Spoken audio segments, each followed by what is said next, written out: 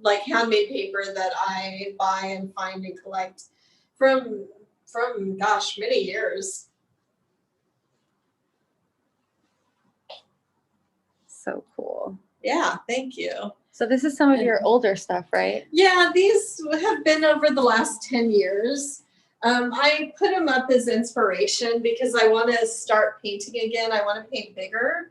And I want to do something like this, but grow. I want to do more. I want to, like these paint skins here, which I've really had a great time like putting together. These are like from drips and pours that happen either like from the sculptures that I do or different things that I paint that the pours and drips end up on the ground on the plastic that I put down.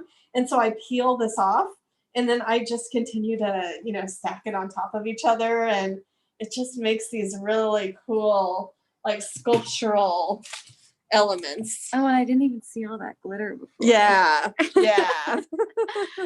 That was like in a painting that I used, I think. Yep.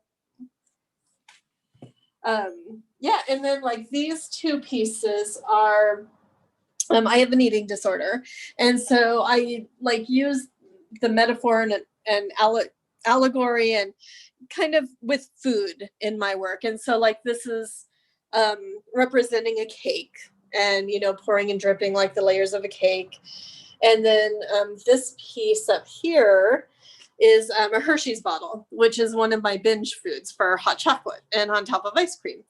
And so I did several of these and I poured and dripped, on the Hershey's bottle. And then I actually peeled off the paint and I have the skin from one right here. And you can actually see the Hershey's label, how it came off on the inside, which is really cool. I've thought about doing this on purpose, but I'm trying to figure out how I'm gonna show this, like whether it has to be double-sided some way, because both sides are really it definitely has to be double-sided. So these are like examples of, these are Yogurtland spoons, and Yogurtland was also a binge food, frozen yogurt. So I took the spoons that I collected and I wrapped them in thread and I painted them in glitter, and I collected like 300, and then I contacted Yogurtland and I actually asked for more, and they sent me a box of like 200 to 300 spoons, which was really cool. And I have that project. It's called Comfort and Joy. That's in storage right now. Oh my God, that's so fun. Yeah. Oh, and I want to show Yeah. here. This is one of my favorite paintings that I just can't let go of.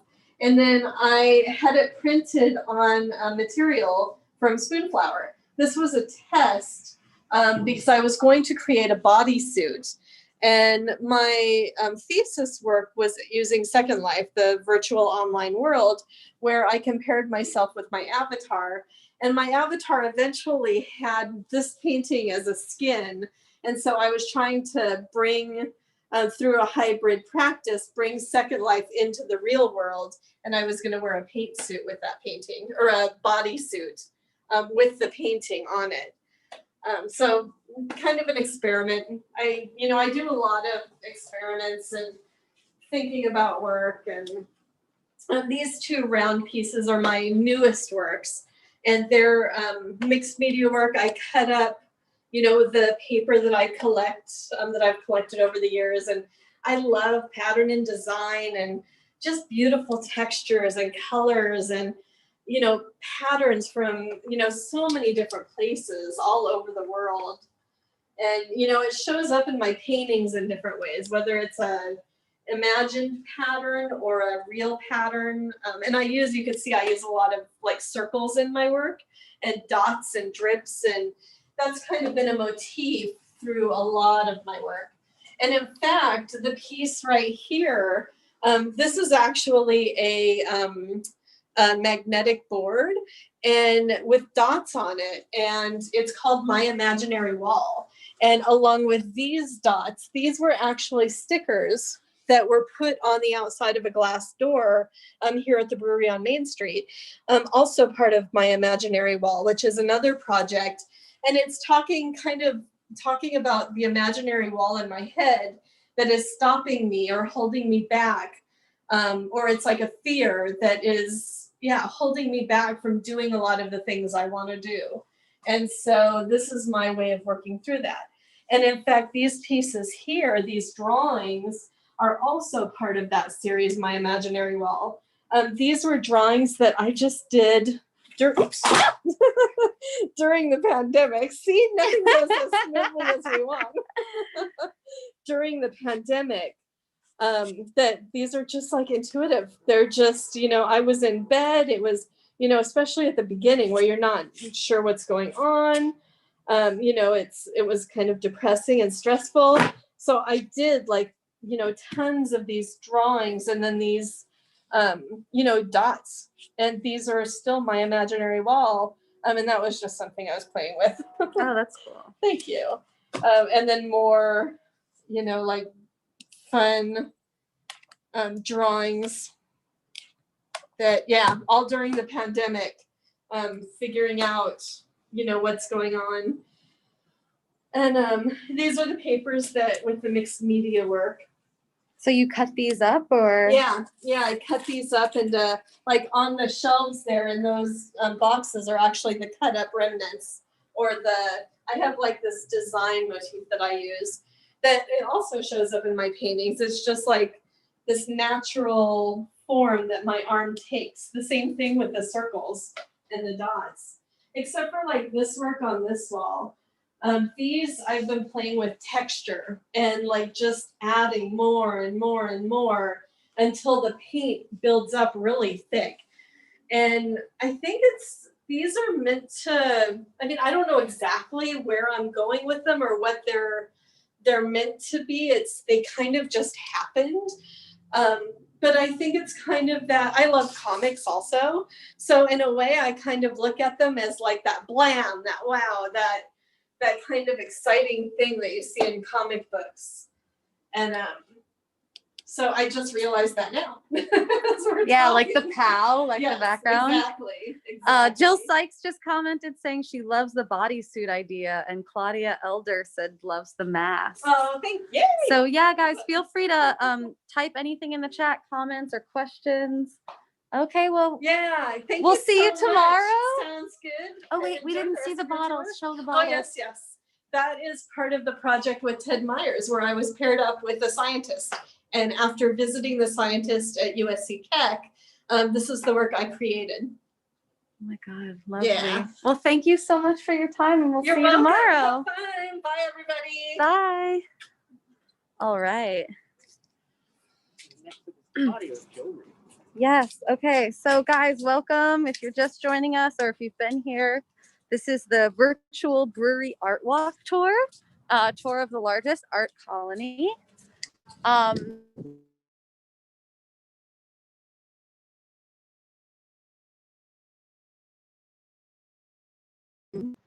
We'll tell you a little bit about the history as we go to our next artist.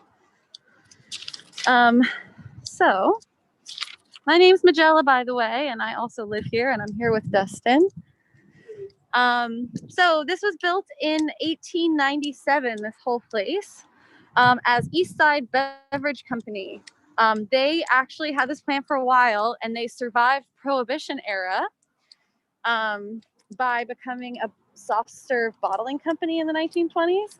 They were one of the only breweries that survived Prohibition in California, which gave them a lot of success. And then PBR bought the brewery after World War II. This is the Smokestack building. You can see the Smokestack up here. So this was actually the Con Edison plant. And for a long time, it was like a filming location. Roger Rabbit was the factory. And who else is it? Mouse Hunt. Mouse Hunt. But right now, currently not open to the public, is the best climbing gym in California, in my personal opinion. It's called Stronghold Climbing Gym. It's got the highest walls in LA. They have top roping and bouldering, really great community. They do a lot of outreach programs inside their gym and also outdoors and climbing facilities. all over LA, putting out equipment and hardware for climbers. So they're not open right now, but normally you would be able to try to show you the building. Pre-pandemic, this is like all totally full of people coming to the climbing gym. So we're coming around the back of the Smokestack building, which was the Edison power plant, which was completed back in 1904. And it was the most advanced at the time in the US. The side building here. This is really cool. The space we're about to see used to be a gallery called the Brewery Project. I'll show you. Fine art jewelry. You can see this old building. Everything is really kind of rustic. We've got beautiful building. There's the 5 back there. So we're coming in to see some from the Brewery Project that was here before. Reserve, which is really cool. And here we go. We're entering Claudia Elder. Hello. Hi. Stop watching you. Oh, great. Thanks for having us. Sure. Welcome to Claudia Elder Designs. I'm Claudia. How you doing? Great. So you're our second artist this time. Yeah. Right in the beginning. Yeah.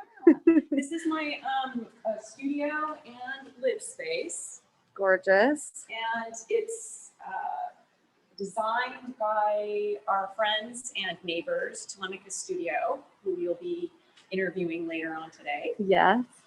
So these I-beams right here were, I think they're retrofitted for earthquake.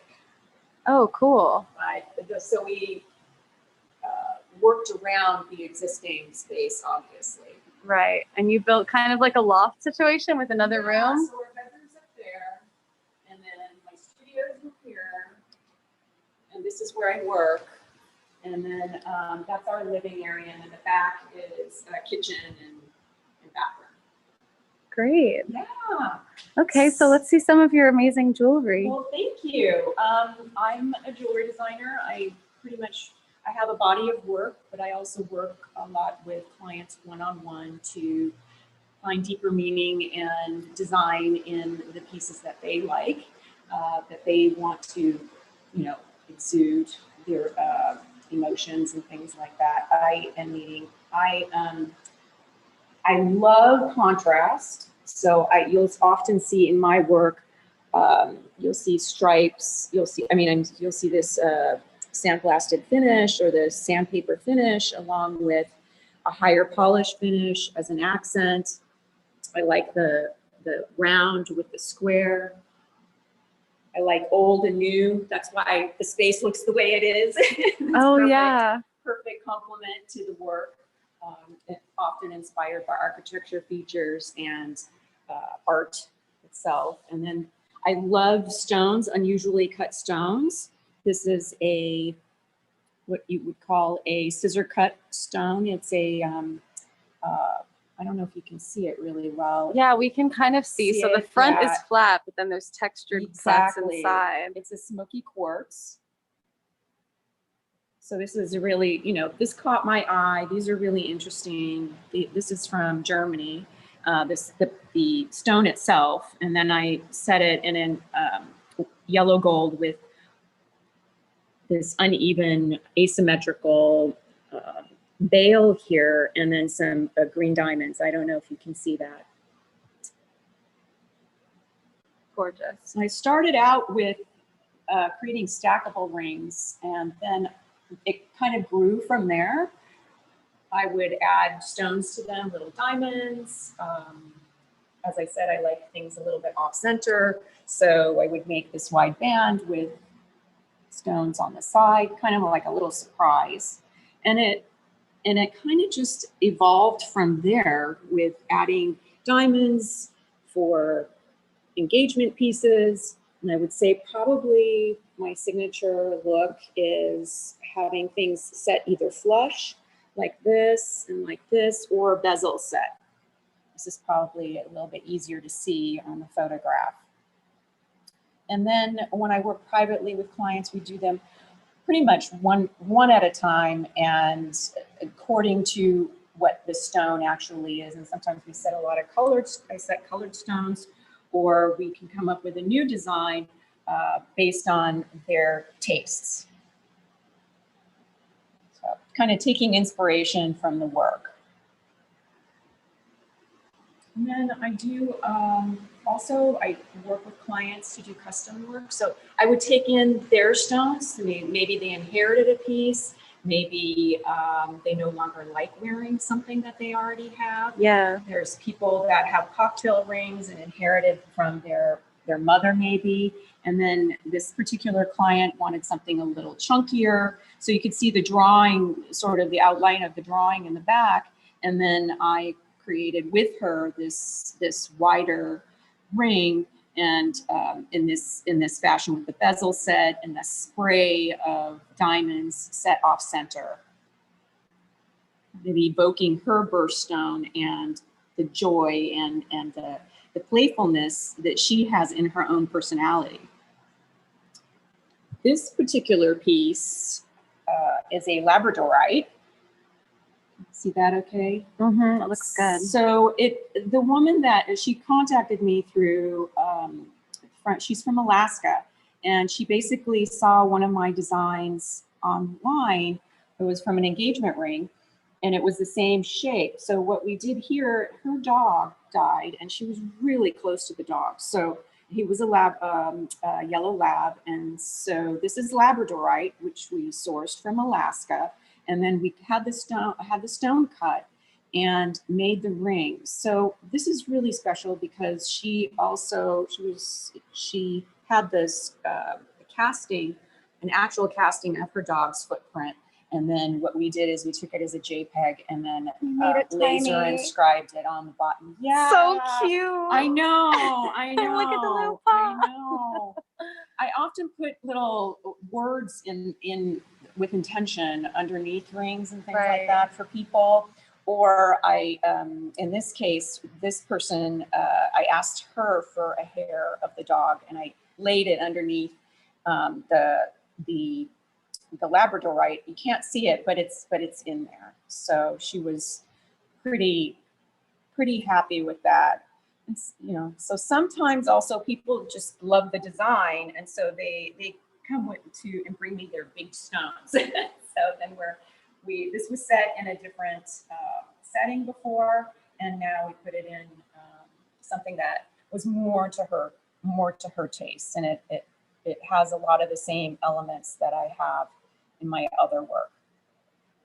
And if you guys are, I know we had a question there about the artist's name. This is Claudia Elder, and I know that we have it in the chat, a link from Mitzella to the breweryartwalk.com portfolio, where we have all of the artists we're going to see today and their websites. So you can check it out in the chat or follow the website link. Yeah, or you can go to my website too. It's claudiaendler.com. Yes, or go to Claudia's personal.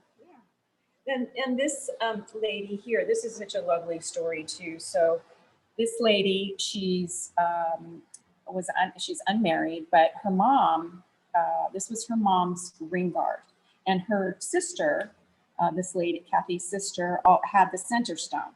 So inherited the center stone. So her mom had recently passed away, and she wanted to remember her by making this into a pendant, because she would never wear the ring on its own, especially in the, she's not a very fancy lady. So we came up with this idea here, but keeping in the spirit of her mother. Right, it's almost like the same order, but. That's right, and I wanted to keep that because the way she was talking about her mom, it just made me feel like how about we just keep it this way? And that would remind you even more about her. And then we engraved the back with, I asked her what her mother left her with memory, and she said true love. Oh. So I know. So I engraved the back with that. So that's the story. And then this is my power ring. I love my power ring. Gives me power. It's a stone set really deep inside. I don't know if you can see that too well, but you can. Yeah. Oh, that's good. Turn it slightly towards me. Yeah. There we go. We can see the inside. So you can see the reflections on the walls because they're mirrored. And the story behind this is that I was looking for a ring to symbolize living in my highest potential. And I came up with this design because I feel there's something inside of us that's not always visible to ourselves or to the outside world. And we have to dig deep to find it. But when we do, that's so powerful.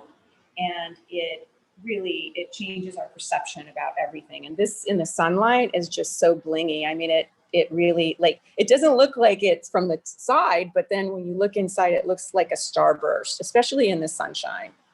Cool. We do, and I love that it's like in there. It is. I remember I work with the jewelers who execute the designs. And he's like, oh no, we need to set it on top. I'm going, no, down inside. Well, that won't look good. And I remember him calling me going, oh, this looks really good.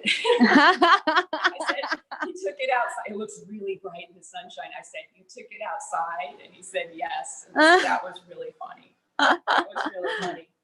So, and then my newest work is, this is inspired by the outdoors, obviously. These are precious, I call them precious objects because I was questioning what is precious and what is giving new meaning to something that has already, these are seed pods of various trees, and they've already done their job by, they've given their seeds, and you find them on sort of discarded on the ground. And I'm wondering, the possibilities are actually out there because they have shed their seeds and there's probably a tree growing somewhere. So I thought that was really fascinating. A friend of mine kind of pointed that out to me. So I started seeing these objects on the ground and I thought, oh my gosh, wouldn't these look gorgeous if they were cast in, say, bronze or silver? And this one is a spiky sweet gum tree seed. We see these all over Southern California, but this one's cast in silver. And I just thought this was so amazing. They're actually hard to cast because I would imagine they are. There's they so are. much texture. It is. It takes a lot of rounds of casting to get this out. The burnout is really important, and even just to get this little delicate stem was really a miracle. So I'm happy about that. So it's exploring a little bit more objects in the house. Amazing. Yeah, Claudia, thank you so much. Thank you so much. We'll Thanks for see you coming. tomorrow. Okay. All right, Look forward to it. guys. Have fun. Bye. Bye, everybody. Okay, cool. Great. So next up, we're going to the mystical ritual. Oh, yes. Thank you. See you later. Okay, we're making our way out of the back of the annex of the Smokestack.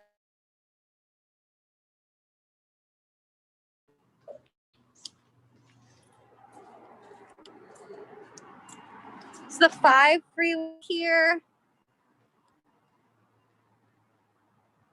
You can see there's 2-Bit Circus over there. They have a really amazing art space down in the Arts District, downtown LA. They make all kinds of really cool interactive games, kind of like arcade games that are like more unique, individual things that you haven't seen before. They have a working team of artists and designers and engineers that make specific games that are engineered for STEAM, so to help children learn stuff, and also adults have a great time drinking and playing some games. So after COVID, you should definitely check out 2-Bit Circus. We passed this earlier. We're just going back around this smokestack that says brewery. You can actually see from the 5 freeway, and it looks amazing during sunrise or sunset. really beautiful. We're gonna make our way to the other side and kind of see what some people have done with their backyards. This just became blue recently, and I think it's a great touch. This is the largest arts brewery. This is the largest artist live workspace. Here you can see where some people are kind of discarding trash. This is what we like to call the flea market, perhaps. You can pick up some stuff in there.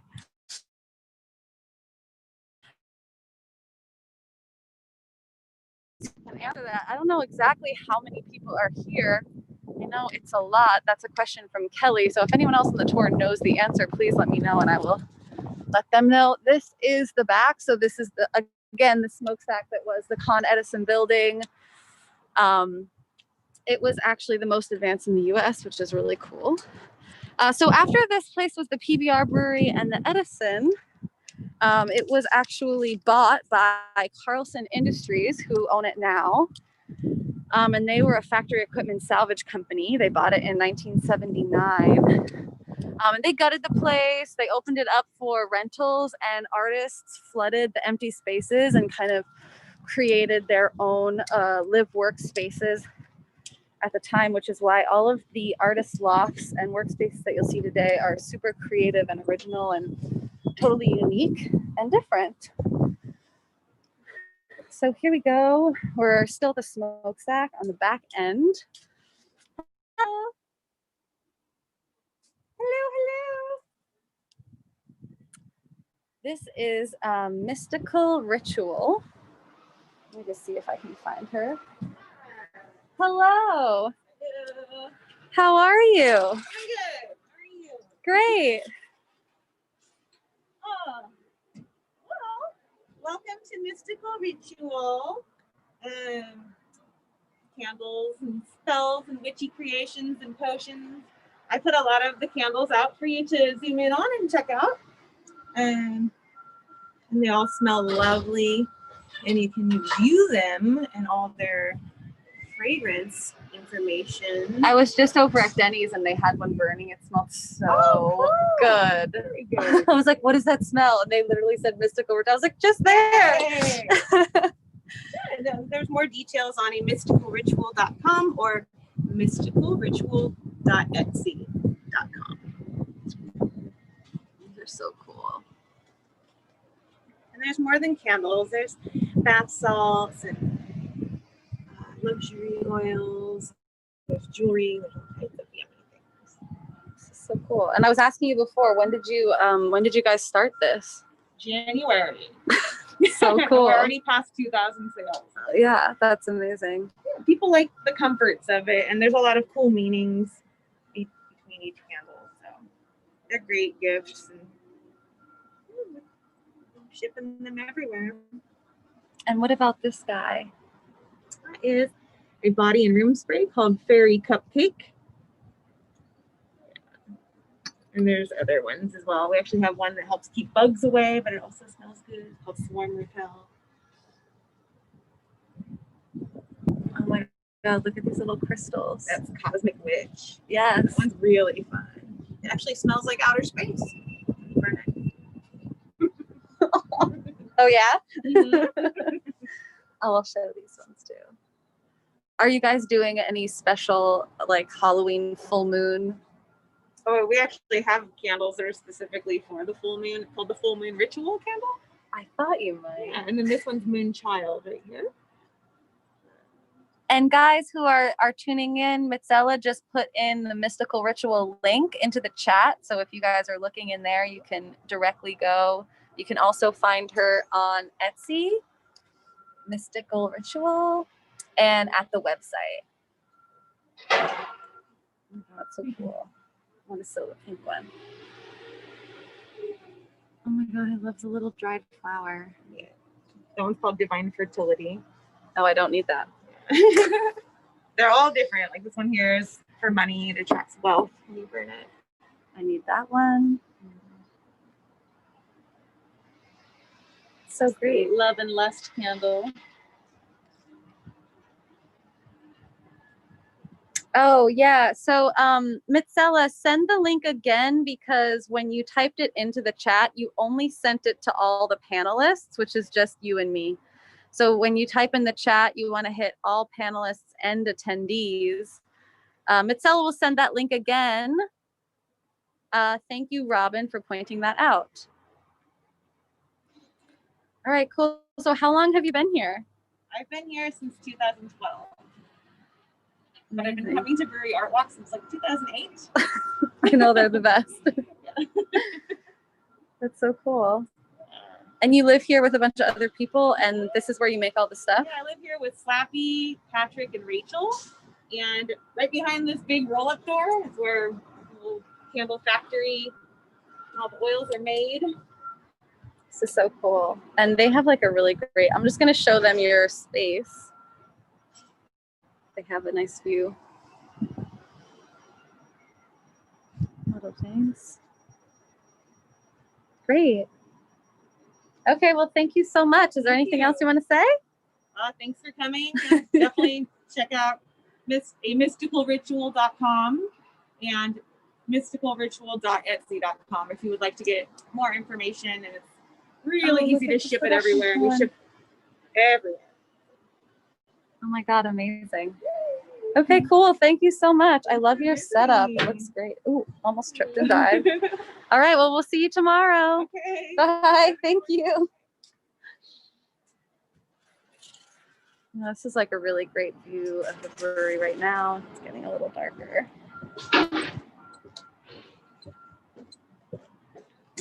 Cool.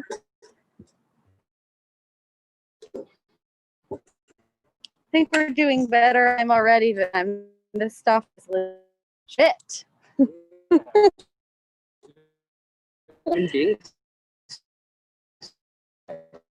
Oh, yes. Okay. I'm going to go some human side at Brewery Staple. Just going to show you guys some that we're at. There are about 500 to 550 artists living and working at the brewery currently. And obviously, we're not going to see all 500 today. We're just going to see a little slice of life.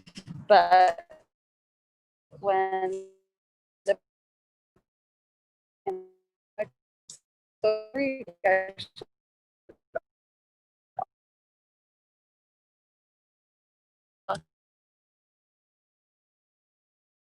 so they also get to, depending on the space, create their backyard. So we'll see more of these in a moment, but you can kind of see how everyone's kind of created their own little area, patio kind of garden situation. And here we are. This is Madam X and the Human Being Society.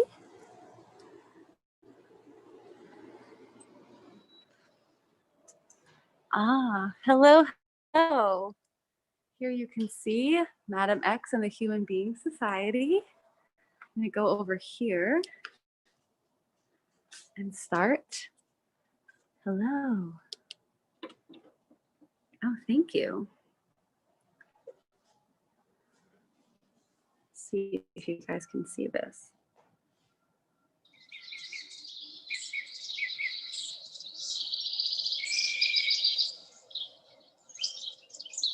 Are you human? Yes, I am. Yes, I am. Yes, I am. Yes, I am. Then the Human Being Society is for you. Our down-to-earth network is 100% natural. We're better than plants, smarter than animals, larger than life, and beyond compare. Our spacious location is a mystery and easy to misunderstand. So don't get lost in the inexplicable. Tune in to the Human Being Society channel for instant orientation and lifetime direction for the being in you. Amazing. Okay, we're not going to have time for the whole video, but I do want to show you guys some of this other space and take you to the timeless archive of the Human Being Society. So this is all created by Madam X And she has some pamphlets here. So I'm actually going to read from this circle booklet that she has while I show you some of the art. Once there was nothing, only timelessness. It was discovered by Madame X, the first explorer to travel around the sphere of time. On this journey, Madame X encountered the internal culture, who revealed their knowledge of the timeless dimension to her and taught her about the progression of the time sphere. Madame X went on to travel through time, spreading the news of the eternal culture, the timeless dimension, and the unity of all being. As time passed, this message became alive and lived and died in the way of the sphere. It is remembered in the timeless dimension, as all time is, and was the foundation of the next era.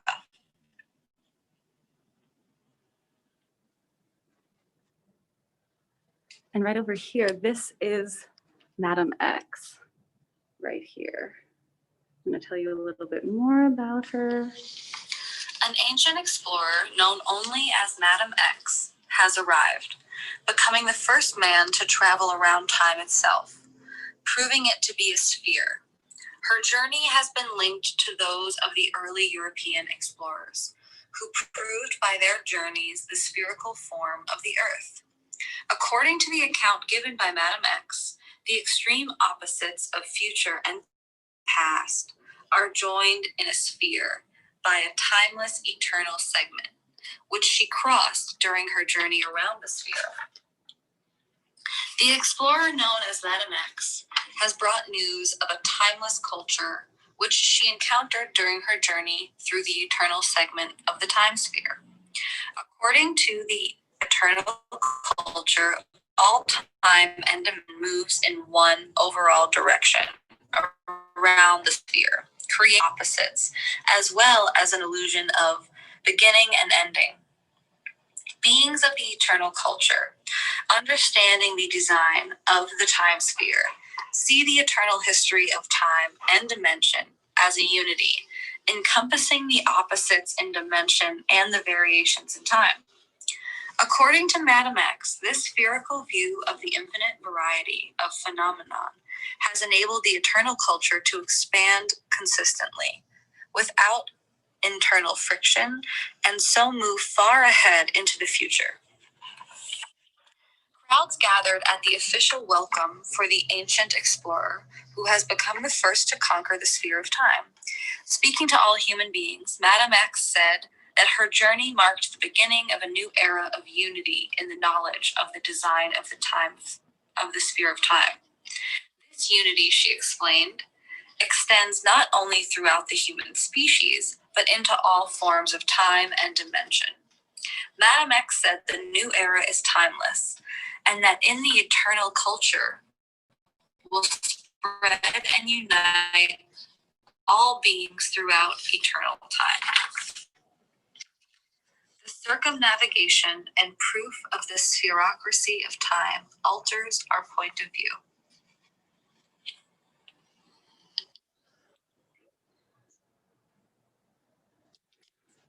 Over here, I'm going to show you some things. This guy can open. See inside here.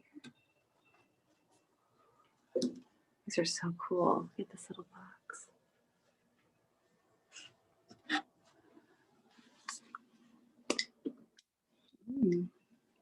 Is this Madame X or someone else? No, this is just a basic being. Not human or other? No, basic. Basic. This is its opening to the eternal sphere, and this is its point of emanation into form. Okay.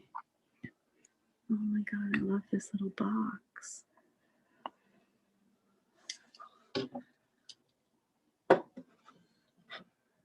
And then over here we have this altar.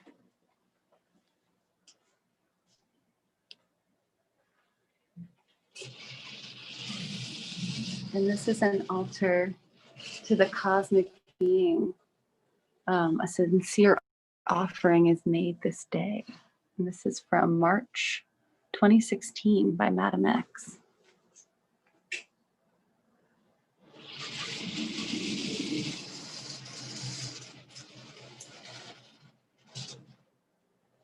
Nice. Okay, I'm just going to show you guys this last wall. Some more info. And then we're going to make our way over to the cosmic outlet of the Human Being Society, which you guys are now all members of, because if you're human, then you are a member of the Human Being Society, and you're all lifetime members. Show you some books. We've got Madam X's Time magazine. Oh, yes.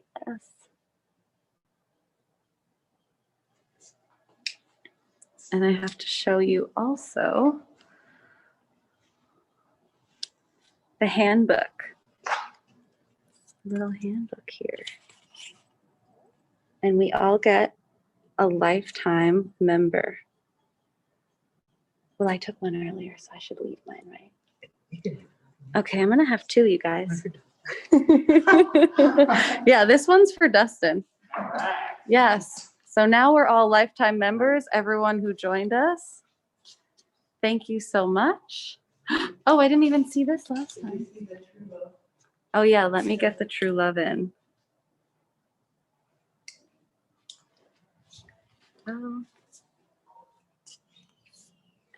Are these available for purchase? Mm-hmm. Yes. And so you guys can go into the chat. We just added in the link to the Human Being Society and Madam X in there. So you guys can check that out on the website, on the brewery website.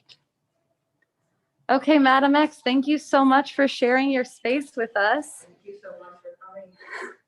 And we'll see you on tomorrow. Okay. Bye. Thanks so much. Okay.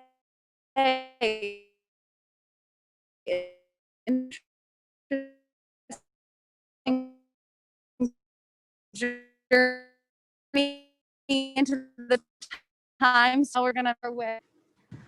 So she's a mixed media artist. Nicole works with photography, and I'll let her tell you more.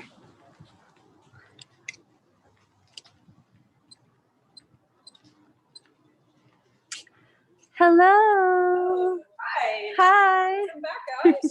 Thanks so much for having us. Sure, thanks for coming in. My name is Nicole Fournier, and I'm an acoustic artist. And my focus is on photography. So I use this process to transfer my images onto the surface and do collage work. Cool. Let's take a look. I'm gonna show you guys the space first. I love this old chandelier. It's gorgeous. And then we'll kind of zoom in on some of her work. So everything begins with a photograph that I've taken, and they're all transferred into the surface.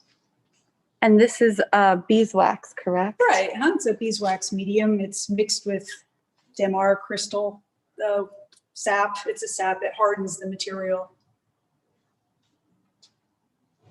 It's very durable and archival over time. And are these little layers in here, or is that like a purposeful? It's the first transfer are all the individual pages. So they're probably like 30 different pages from a journal. And then the female figure that's transferred on top of that. So that's why you kind of see like a double image in the piece. And every time you do the image transfer, kind of have some rips and tears in it, because it's I like old style photography, daguerreotypes and tintypes, and I kind of wanted to replicate that distressed aged look. Instead of doing it on the computer, this is actually how it transfers into the surface. So it just gets inherently distressed in the transfer process. This is so beautiful. And this is images. This was taken at the Salton Sea. So these are actually an image that I put into the wax. So this is a transfer. But this is actual, just an image pressed into the wax. Like a paper image? Right, collaged in. Cool. This is, I think, yeah, this is actually the transferred image. And then I just put these on top. Got it. And then is this paint along the edge there, or This is all wax. So they're all even pink. the red and the blue? The red is ink, actually, liquid Oh, ink. cool. And wanted that's to into see. the wax as well? Yeah, I wanted to see what that would Oh, do. it's really cool. Yeah, I love the way the edges like bleed into it. And then I mix oil paint into the wax. So this is all. And it's just like an artist would paint with oil paint. It's just that my palette has to be a hot plate and be applied with brushes. Do you get burned? Not Not anymore. If I'm working late and I haven't slept, I grab the heat gun by accident on the wrong side. Oh yeah, and then I'll show you guys these keys. Yeah, with this process, you could embed images with objects. It's a very interesting medium because you can do a lot of things with it. I use it to do my image transfers, but you can just paint with it, you can score into it, embed images, drawings. You can use tracing paper, carbon paper, tissue paper. I like nature. I take a lot of nature shots. So I incorporate those into the image transfers too. And the colors that are like brighter, do you do anything for that, or? I make them pop a bit more in Photoshop. When you do the transfer, they'll diminish a little bit. So I'll just pop that a little bit more.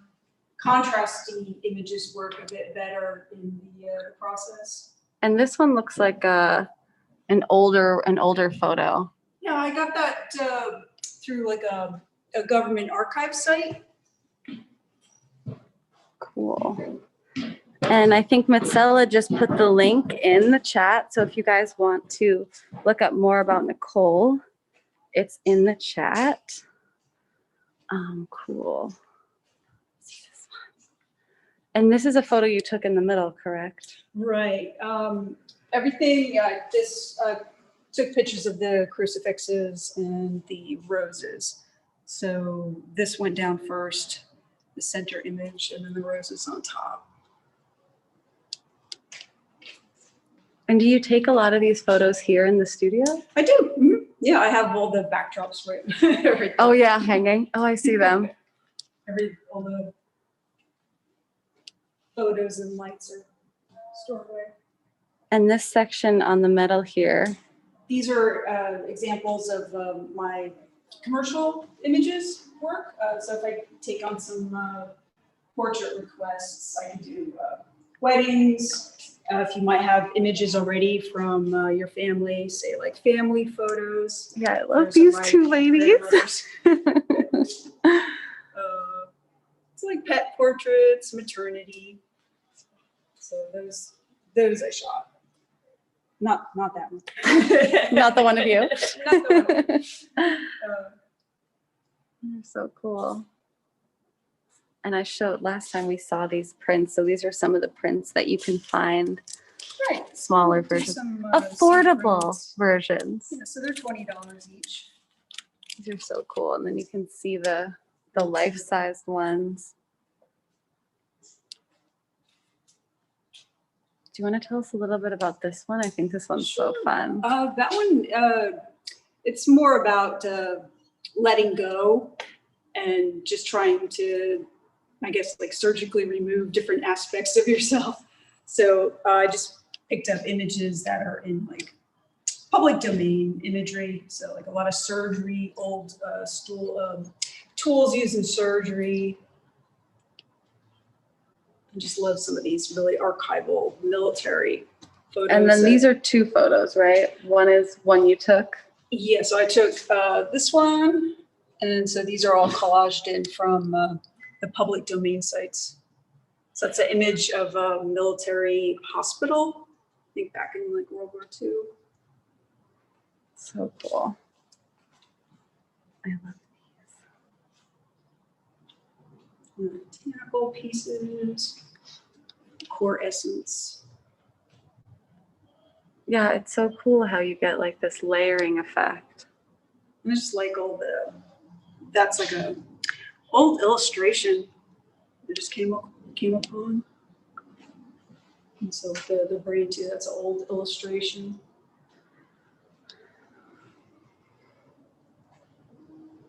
So that piece is about where our emotions or behaviors stem from. God, I wish I knew. Still trying to figure it out. Yeah. I love this one too. It's like so much is going on. I love it. So it's called Things We See. So it's about how each of us have our own filtered way of seeing the world.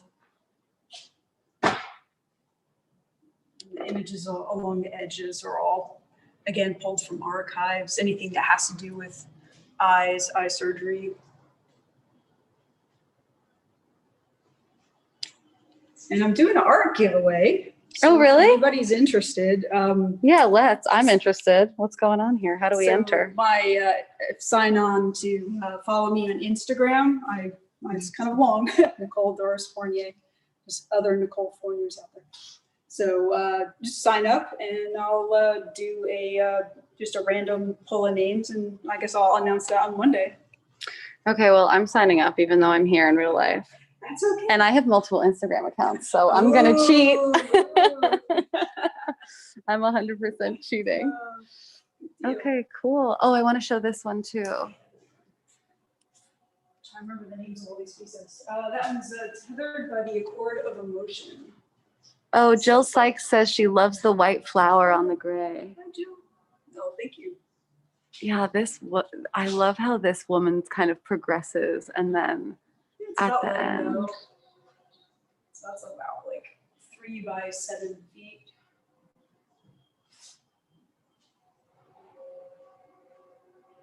So cool. All right, great. Well, Nicole, thank you so much. guys. And we'll see you tomorrow. Okay, take care. Bye-bye. All right, Awesome. cool. We have Richard Wilkes. Yes, Richard. So Richard's in actually this building, which is kind of on the other side of the smokestack.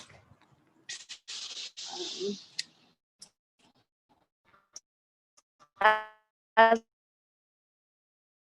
we were talking about earlier,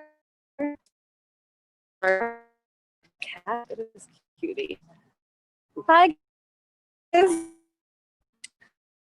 A in-depth kind of talk with each artist, so you can kind of see not only their artwork, but a little bit about where they live and work, who they are, and their medium, how they kind of create their work.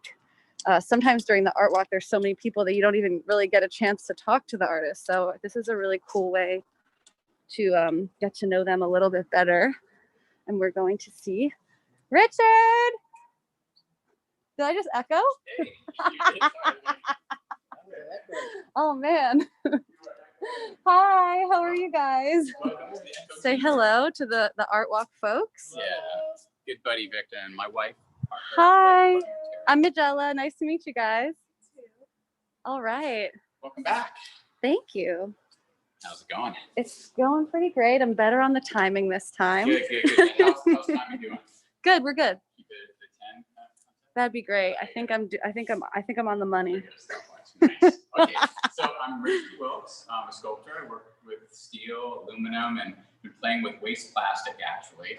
And so this is one of my first pieces here. When I check all out, this is all made out of waste plastic that we collected and shredded and melted, and I'll explain more about how we did that in a minute or two.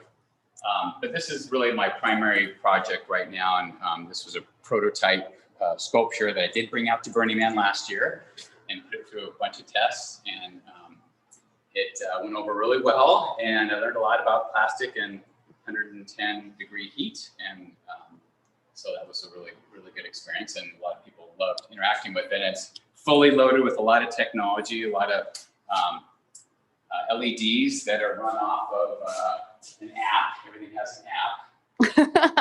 So I can program and do whatever I want with a lot of different live shows or video actually run through it. And pre-COVID, it's very interactive, so it's something you would come up to and engage with and spin. And at a certain rate, you can see the strobe lights coming on. And it's going to hit some of my hit the stairs a little bit. Stairs, nice. But when it's darker, the strobes kind of light up those metal things, and it looks like that's a zoetrope up there. So, and that's an eyeball, and it's basically it animates and the eyeballs open up. And you can kind of see the prototype over here. Yeah. So just want to jump into the plastic because that's what I've been doing for a couple years now, exploring how to actually work with the material. And then I use this as an example. This is a 1-ton elephant, represents basically what's happening annually is 8 million tons of plastic, waste plastic is migrating from land into our oceans each year. So something that just seems very overwhelming, and I'm exploring, working with material to try to, be part of the solution somehow. And so I've pre-COVID, we were having workshops and school groups, and so this would give the school group something to get hands-on with as well.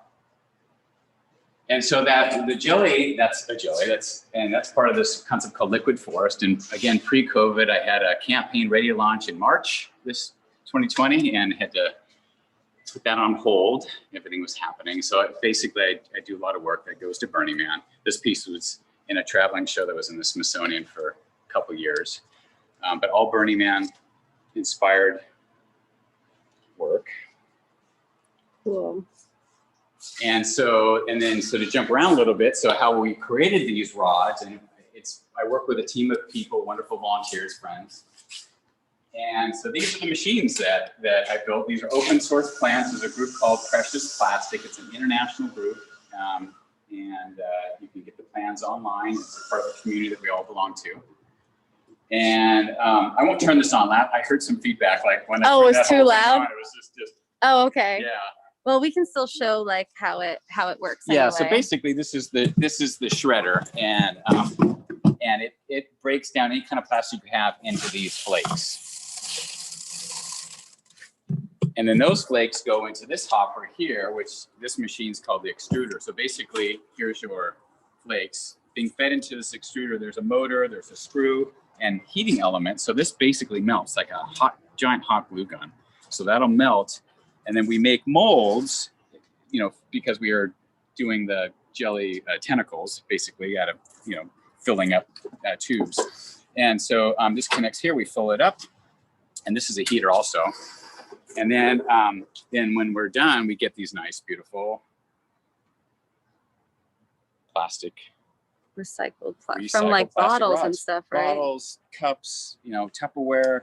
And so we're in the process of making a bunch of them for our next generation jelly. So the next Liquid Forest will have 3, and we're playing with different colors and different shapes. And then again, we embed the LEDs inside of them. Program.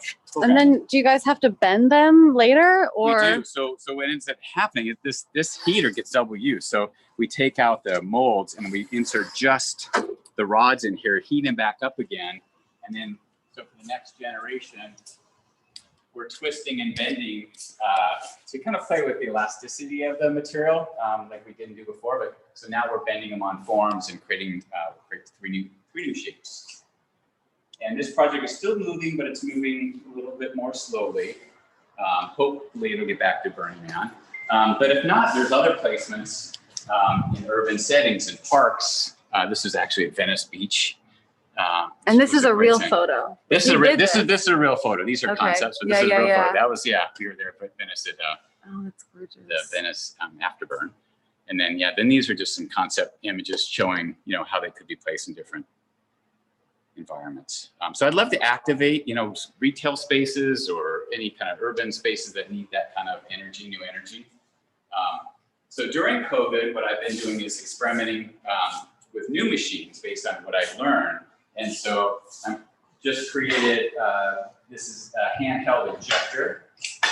So basically there's this, this unit here. It's like it's an industrial caulking gun. And so what I'm trying to do is use materials and things you could find, at a Home Depot, that kind of thing, or Lowe's, or, so. Right, so anyone can kind of make it. That's the whole idea behind a lot of these machines, that you can, if you have a buddy who's a welder or can create a community and get to know a welder, you know. Right. Yeah, you can build any of these. And so these are my own designs based on what I wanted to do, which is I wanted to directly inject into some of the artwork that I've been doing that tends to be plasma cut and hand cut. And this is aluminum. This is aluminum. And what I wanted to do is, like stained glass, I wanted to come up with, using waste plastic, my own way of colorizing and filling in these voids. And so there's a lot of different techniques that I'm experimenting with in here. But that does really look like glass. Yeah, and so there's ways of mixing the color, and you're mixing, you know, different types of plastic together. And again, it's all waste plastic. So a lot of these, some of the blue is from the Lanza Brothers deli over here. Oh yeah. They're collecting and saving for me. Well, now that I know, I'm gonna bring my bottles over. Yeah, for sure. So the next material I'm really wanting to play with is LDPE, which is bags, and you can actually get, it's a lower temperature. You can actually knead it like bread. Oh yeah, I would Cut it up and and press it, and it's beautiful marbling. It's gorgeous. I want to just read you quickly some of the comments. Sure. So Malini, I'm so bad at this. Says, wow, so amazing. I bet it was awesome at night. And she says she can feel the energy. And Caitlin Cooper says, same, such a beautiful way to repurpose. Claudia Elder says that's really cool too. We were just over at her place. Thank you. Okay, so yeah, and I'll be talking about a little sign up here for anybody who wants to get involved and come get hands on at some point when we all can do it safely again. So I'm also playing with, you know, I don't want to work with resins anymore. I'm really trying to work with waste plastic for everything I do. And I do like introducing different types of materials and translucency into my work. It's not just about metal, but so I'm playing, these are old CD cases and some blue that I mixed in there. So that's a real hard plastic and clear. And then just working on these kind of table pieces, just so we need to meditate a little bit and chill out. And then actually the new jellies have these spheres up in the top of them. And so I'm Roto Casting, I built this Roto Caster. Basically, it allows you to make thin-walled spheres, so they're hollow. And that's what I'm playing with too. So everything I'm doing is replacing resins with waste plastic. And then my last piece that I've worked on in this COVID era is a giant 3D printer, but it doesn't hook up to a computer. It basically hooks up to whoever's operating it. So it's something you do by hand. I'm really trying to loosen up the process for me. A lot of times it's about injecting into molds and things like that. I really want to be a lot more freeform. Can you move that again? I just noticed the ceiling part. Can you move it around? And it also goes side to side. Yeah, so this is, so basically what I'll be doing is creating works that are pretty large out here. It's like 10 foot by 10 foot. And I can move this wherever I want to go with it and really play with extruding this liquid material. Yeah, this is so cool. All right, we have to kind of wrap up here. Okay, so it's not just me, it's a team that I do a lot of work with, and really building community is super important to me, and being here at the brewery has really been amazing. I couldn't be anywhere else, honestly. So if you want to sign up, there's a volunteer drop-down menu at richardwilkesartist.com. And then also, you know, we're looking, if you can and have a little extra money, there's a donation and fundraising section, and we've got some perks and some merchandise for sale there too, to help just keep this process moving along. okay, cool. Yeah, I see we have some brewery community people here. Yeah, there's Eric and Matt, and then you're going to go see Billy, I think, right now. And don't forget Ziggy. Yes. Oh my God, it smells so good. What is that? Oh, it's good karma. Yeah, good, exactly. Good Smells great. Like yeah, wonderful. All right, I'm going to show them just the last little round of your awesome section here. Yeah. So I work with different types of material. So it's really, I love to weld, but whatever the idea needs, I'll learn that skill, whatever that is. And so that's or build the machine that makes it. Or that, yeah. Okay, cool. Thank you so much, Richard. Yeah, thank you. Thanks for doing this, you guys. Yeah. I love this one. We'll see you tomorrow. Great. Thanks so much. Take care. Everyone vote. Yes. Bye. Nice to meet you. All right, so now we're going to Billy, and And we'll be joining him and showing some hard cat sculptures as well. Oh, So great. we can spend a little extra time there. This is so cool. Sorry if I didn't read your chat message, guys. We're just trying to get to the next artist here. This is William. Yes, William Fashion Metal Fabricator. Hello. Hi. How are you?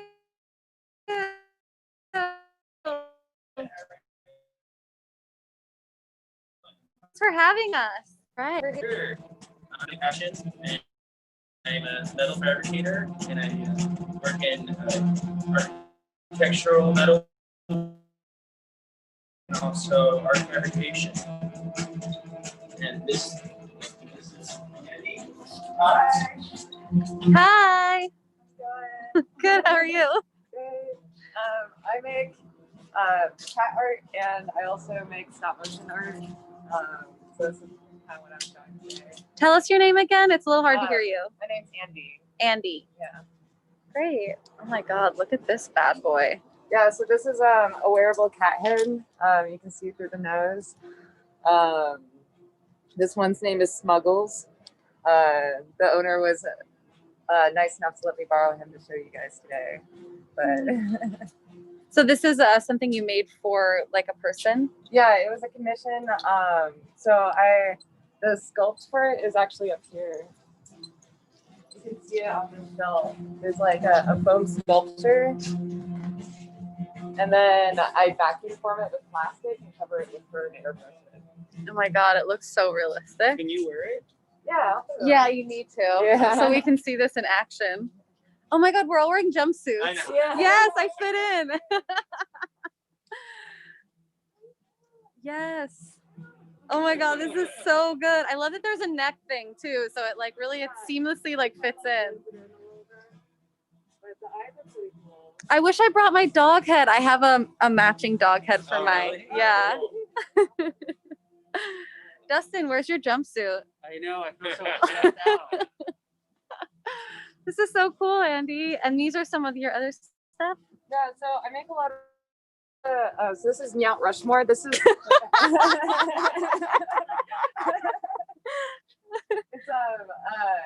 this is just the resin casting of it. I sculpted it with white clay, and then I cast it with silicone, and then poured resin. The ears are chips. I'm just gonna resculpt those, but basically when it's done, it looks more like stone, and there's plants, and so this is just like a work in progress. And then this is one of my snake cat paintings. I've done like murals of this throughout Los Angeles. Yeah, I It's think I've probably, seen my some of most those. popular painting. So You sound really excited about it. yeah, no, I am really excited. I love doing snake cats. Like, it's like how I'm here. No, I, they're like, so really, cute. Like, throw my body into like the arches and stuff. Yeah, I love the concept of snake cats. Yeah. I was just like hanging out in my room one day, and I was like, snakes and cats are kind of really similar. They both have fangs. They both hiss. They curl up in balls when they sleep. And they're cute. To me, they're cute. I like snakes, but These are so great. and then these are the stop motion bills that I sculpted some of them. Like I sculpted this one, and this one, this one, this one. But these are all resin casted too, and they're just going as primer on them right now.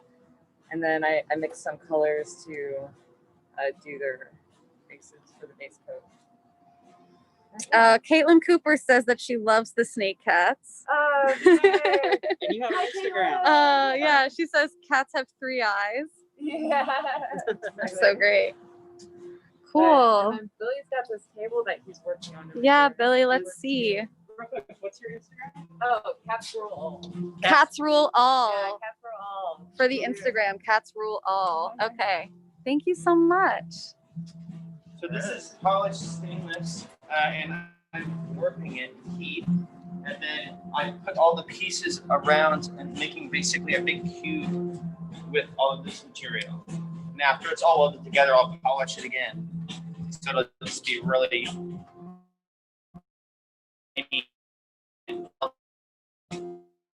So cool. How do you it's all done with the torch. I will table and I'll put directions, and then I see where it wants to wrinkle, and then I heat there, and then it makes wrinkles. So it kind of tells me where. You're almost following like the story of what's in the metal already. Yeah, it works. Oh, this looks so cool on the camera. Yeah, I really enjoy doing this kind of stuff. And is most of your work this kind of bent metal, or? No, I do all kinds of architecture, interior architecture projects, and all kinds of sculpture. It's kind of all over the place. Yeah, I also have Instagram. I think you guys have it already. Oh yeah, but just tell all the viewers what it is. But it's Andy. You know what my Instagram is? Oh yeah, someone's asking for you. So reintroduce yourself, and then Andy, tell us the Instagram. I'm Billy Papchin. And its Instagram is William Patchen. William Patchen. How do you spell Patchen? Patchen. Amazing. And we also, guys, out there, we have all of these artists listed on the Brewery Artwalk website with links to their personal websites as well. So check them out on Instagram and check that website. So cool. And I'll just show them your space a little bit too. It's like every welding mask you could possibly have. This is so cool. Oh, Patches is coming. Becky says that this looks amazing. A lot of positive comments are coming in. Oh my God. Hi, Becky. Hey. This is so cool, you guys. I'm so glad we caught you in our matching jumpsuit. Yeah, I know. All right, well, we'll see you guys all tomorrow. Thank you. Bye. Oh, Bobby Scott's checking you guys out on Instagram. Oh, yeah, great. Okay, cool. Thanks so much, y'all. Show the outside. Their space is really cool. They have like this whole like outside area. This is the brewery park. We're on the far side of the Smokestack building now, going back into the more of the PBR brewery area.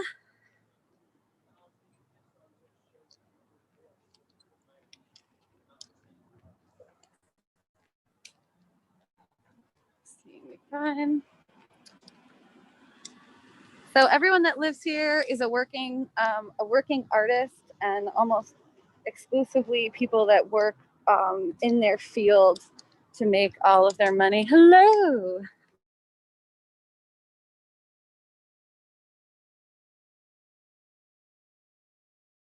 Kind of backyard area. Guillermo. Hi. Oh, hello. How are you?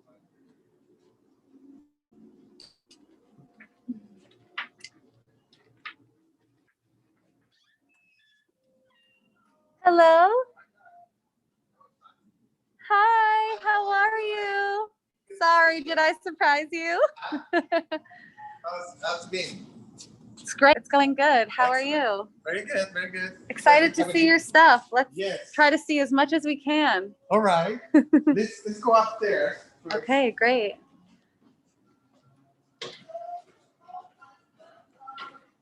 Smells great in here. Coffee and burnt wood. Exactly. Okay, so this is Guillermo. You want to introduce yourself a little? Yes. Well, I'm Guillermo Mobert. I am a longtime resident here at the brewery, more than 20 years. And since the studio, I have also, pieces from all periods. I did some series in the past, like for example, Sumo Wrestler. That was quite interesting series, and it went really well. But that was 20 years ago. So I evolved from there to a number of other techniques, using techniques and also different media and subject matter. Recently, I've been working with these tumbleweeds. I thought the tumbleweed is a good metaphor for immigrants, particularly because of the desert. They're in the desert and the winds take them anywhere they could. And so the immigrants had the same kind of harsh condition to come to the United States. So what I did is we did an installation called it's like a mapping projection, where we project interviews with the immigrants into the different tumbleweeds. And you can see here the detail where people are crossing the border and through the water. And in the bottom is one of the immigrants describing the journey when they come to the United States. And some of the other tumbleweed has also projection of like the road, the desert, the trains, the tracks, the cars, how they go to the freeways. So it's a whole description of the journey, essentially. And she's, describing really, the condition where the journey took place. Besides that, I have a number of other media that I work with political statement called soundbites. And these are, things that you heard on TV, but it's kind of twisted to get a different meaning. This gentrification is a process that happens inside your DNA. I don't know, there's a big controversy here in this area, particularly about the tenants or the people in the area that want to backwards. Sorry. That they have, there's a lot of art galleries and coffee shops and people like that coming to this area, and then they are displacing all the people that actually live here for generations. So that's always an issue in Los Angeles and around the United States in general. So what I say is that the gentrification is a new form of discrimination, essentially. You can afford to live in the areas where you grew up because you are being pushed out because of the house market. So this other one is like you don't have the right to remain silent. The neon is quite beautiful because to have like a pop culture traditional look, but it's kind of just to do a statement is really great, actually. And so you don't have the right to remain silent. This is a very clear political statement. And do you make the neon signs? I don't do physically, no. No, you send out. I just design it and kind of figure it out. Yeah. Some of them have motion and do all the design, but I don't physically. These are all blown, like glass blown. Right, but you make these and these here, yes, right? These all the pieces are done here in the studio with the laser cutters, 3D models, laser cutting, slice, then put it back together. And it looked like a pixelation. That's what I really love about it, the fact that they look so contemporary, but at the same time ancient because of the, they are from terracottas from the Mesoamerica cultures, Mayans and Zapotecs. And some of the other pieces that has, like this, for example, is called Lukutue, is a drum, it's a ceremonial drum, and it has some barcodes in it. Same thing with this. This has all barcodes and symbols. This is a symbol of fertility. And if you go here, these are interesting pieces I'm working on it now.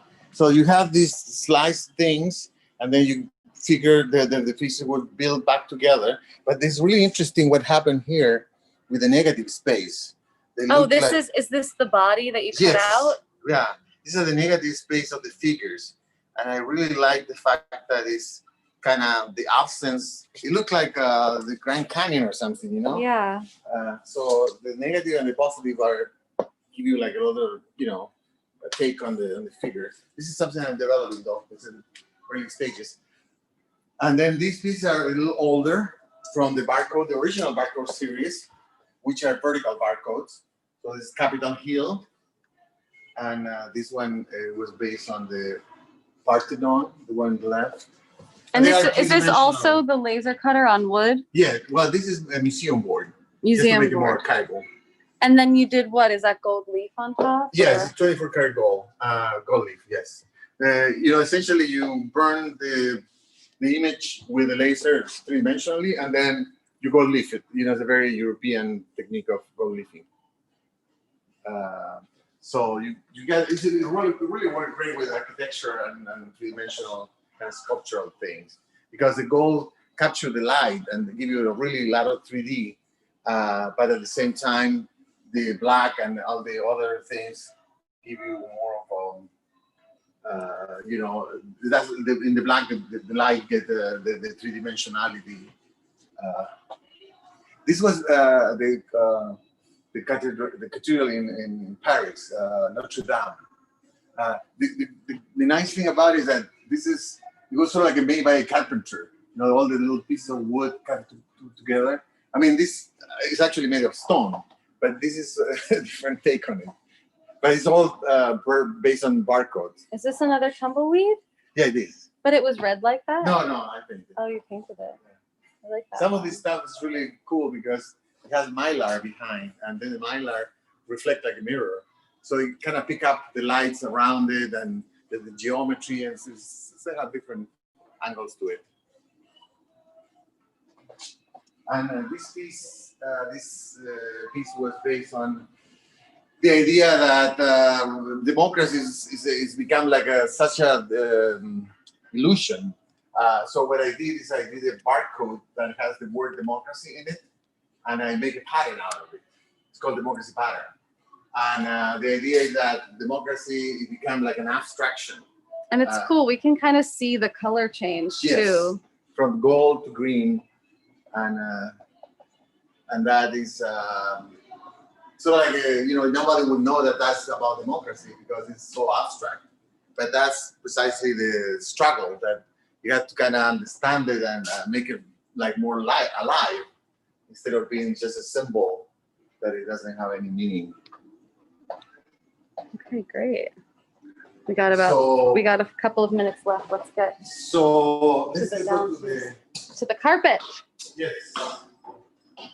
Oh, this is such a cool space. Take a look at these light things very quick. Mm-hmm. They are basically similar to what I was talking about the second floor with the 3D models and the cutting the plexi and then put it back together.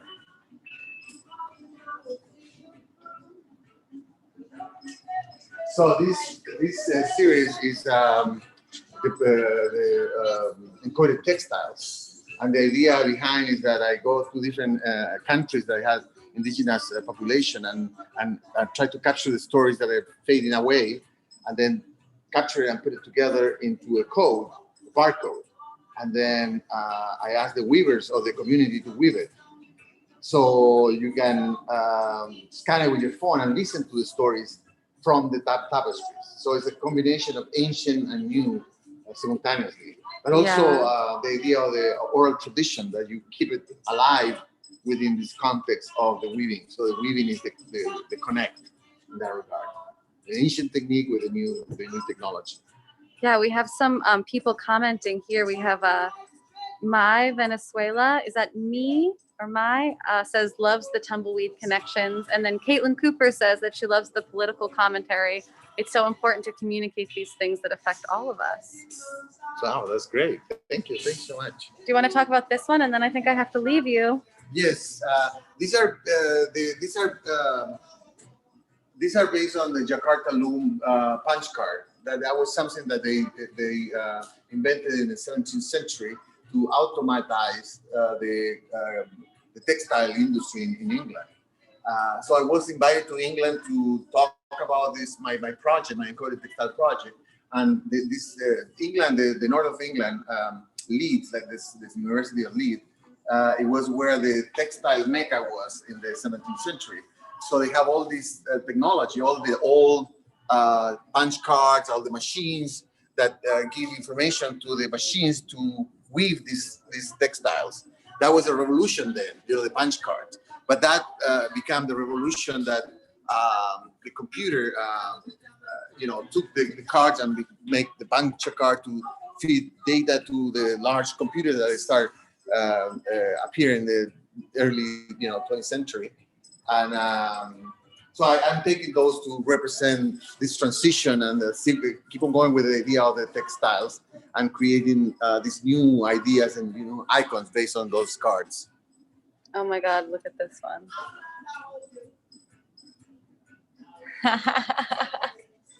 Okay, well, thank you so Thank much, you. Guillermo. This is Absolutely. great. Thanks for showing us all your stuff. You have more than enough. We can't cover all of it, but we'll Well, come then, back. sure. We'll see you tomorrow. I'd like to take a look at later myself. And someone else said that they love the intellect behind all of your work. Living with it would re-educate daily. So that's nice. Great compliment. Thank All you right. so much. Have a good See you day. later. We'll see you tomorrow, I guess. Yeah, see you tomorrow. All right. See you later. Bye. Very cool. Okay, awesome. So that was then, look at this big horse one that he has on the outside.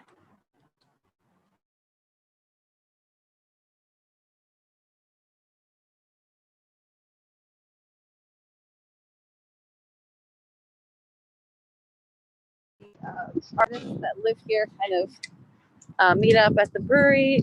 It's not a real brewery, but they call it at the brewery, and lots of great food and wonderful bartenders and chefs. A lot of them are also. Where are we going next? Oh, sweet. Okay, so we're going down to see Victoria. Building Guillermo.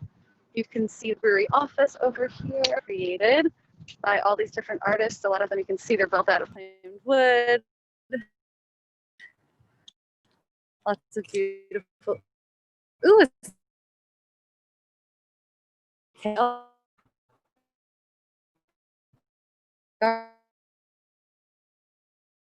Hi, good to see you. Awesome.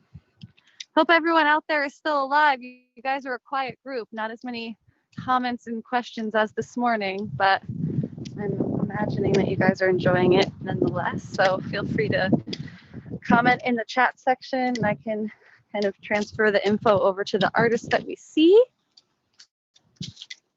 Oh, I really love this big painting over here, this black and white one. I wish I knew the artist's name, but it's EBH. And back here, there's a really cool little garden next to the shipping containers. Someone's created a cute space.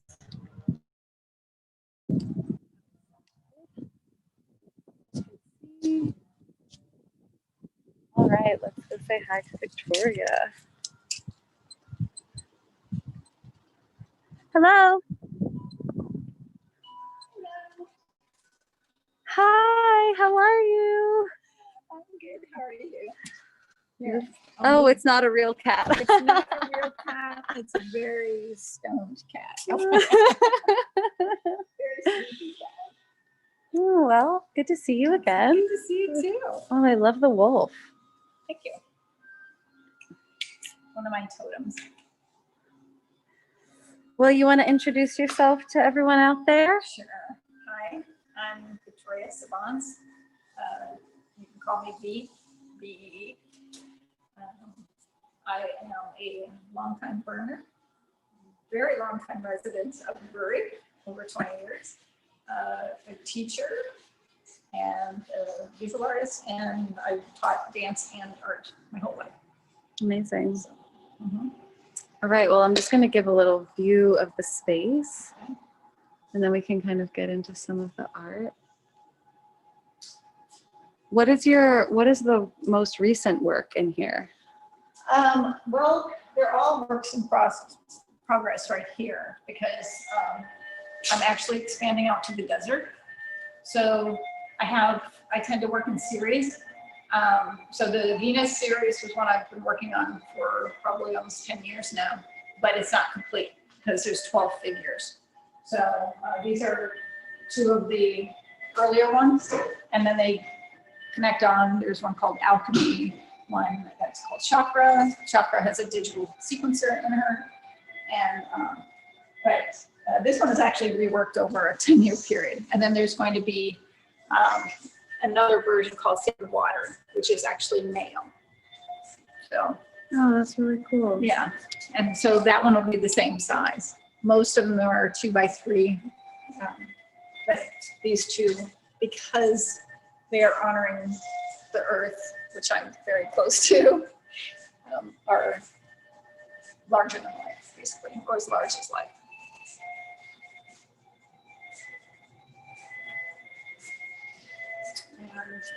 And I'm constantly doing things.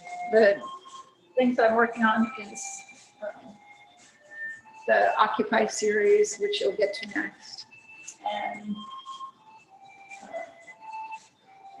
oh, I didn't even see this cool little workbook before. yeah, so this is just one sketchbook. I have a lot of them with different ideas, but this is part of the Venus series, how they just start as very, very small, simple sketches, and then they grow from there. Usually I just figure out what kinds of materials I want.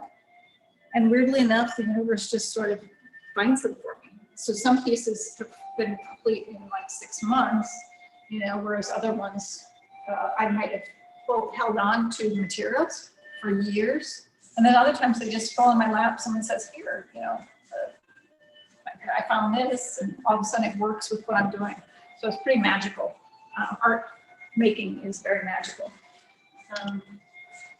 So is this the Occupy series, this one? So yes, so the photographic series, which started out as a performance piece that I documented, I ended up having that challenge of working in a really simple space where this girl was, this lovely art dancer was working in a theater, small theater, and I just had to really force myself into the interesting compositions, but I knew this was exactly where I wanted to go with it because she had so many different moods, and it was like she was speaking these different emotions. So the Occupy series is really about us occupying our bodies, not allowing for other people to tell us who we are or what we should be doing, and really owning what we do. So that's why I like, and then they all have little sayings with them. And that is for part of the book. It's sort of like you're actually making your own womanifesto. Oh, I love that. Of what you want to be, what you want to do, who you want to become. So the Occupy series is a book? Yes. It's starting out as installation. This is not even a little bit of what it should be in my head. It takes up this whole room, and it would have dancers in it as well. So the way I see it, everything is largely as performance and installation. So, but it's also then going to be transmuted as a book, which is an easier, more tangible item. I did one book already, which is this one here, which is she has a penchant for passion, which is half poetry and half documentation of my artwork. So there's photography and mixed media. A lot of the series parts are in there. But the book I'm also working on right now is on my death experience when I was 17. And all the synchronicities and everything that have led up to where I am today.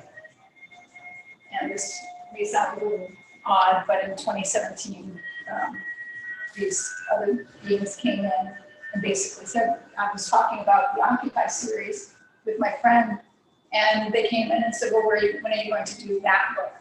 And I knew it was time to talk about the things that we don't see and that are here, and they're magical and important and all about us being connected to each other and knowing that we are evolving as a species and that we need to really stop sitting on the fence and make some real choices so that we have a future. So I'm working on that right now as well. I love this layered one. Yeah, that's actually one of the very first ones that I did. That started out as a dance performance where I had a lot of dancers running through trees, and then it morphed into other things. When I first came here, actually, all I had in here were trees. And then some of these smaller like art pieces, and it was all about the trees because they, as we know, well, and what is alluded to like in Avatar, is that there is like a central nervous system for all the trees, and the trees, the plants, the water, they're all sentient beings. They may not speak or understand like we do, or we are. That doesn't make them any less valid or important. So we just have to wake up and understand that. There's many indigenous cultures that do understand that and that are actually keepers for the planet.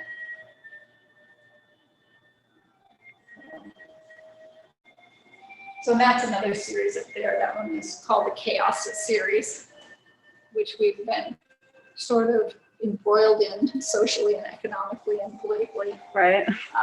For a long time. So it alludes to the psychiatric industry, the war profiteering, Nazi Germany, the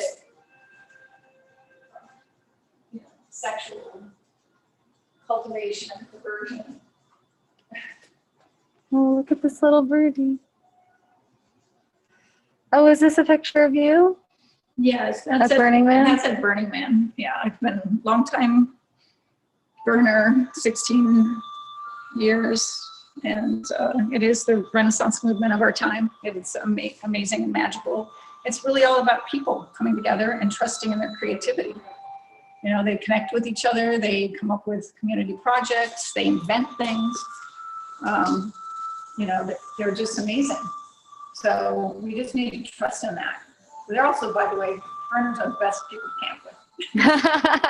They're fun. Yeah, that's true.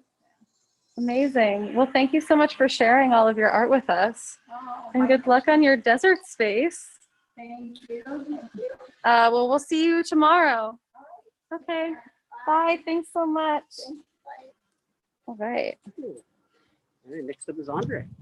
Okay. This is so great. Okay.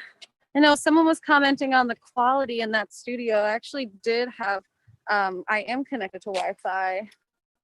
So I don't know, but let me know if you're having trouble and I will troubleshoot. Thanks, Stuart, for letting us know that. So we're heading over on. I love this section because of all the vines and flowers.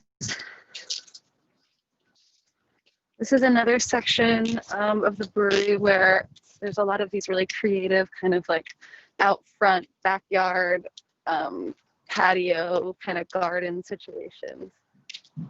Everyone's so different and unique. It's really cool. Got some shoes up in here. Shoe plants. So this is one of Andre's pieces, the sharks, and he'll tell you more about it. I just want to show you guys before we go inside. And his Viva LA.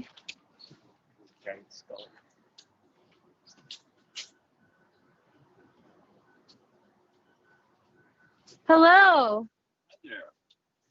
Hi. Welcome.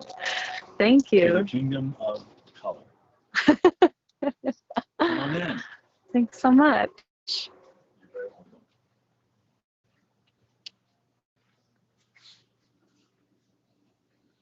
So welcome, my name is Andre Mirapulski. I am a very happy resident here at the brewery. I've been here for several years, and as you can see and you will see, there's a lot of color in this space. And that's what's called the Kingdom of Color, or recently the Viva LA headquarters.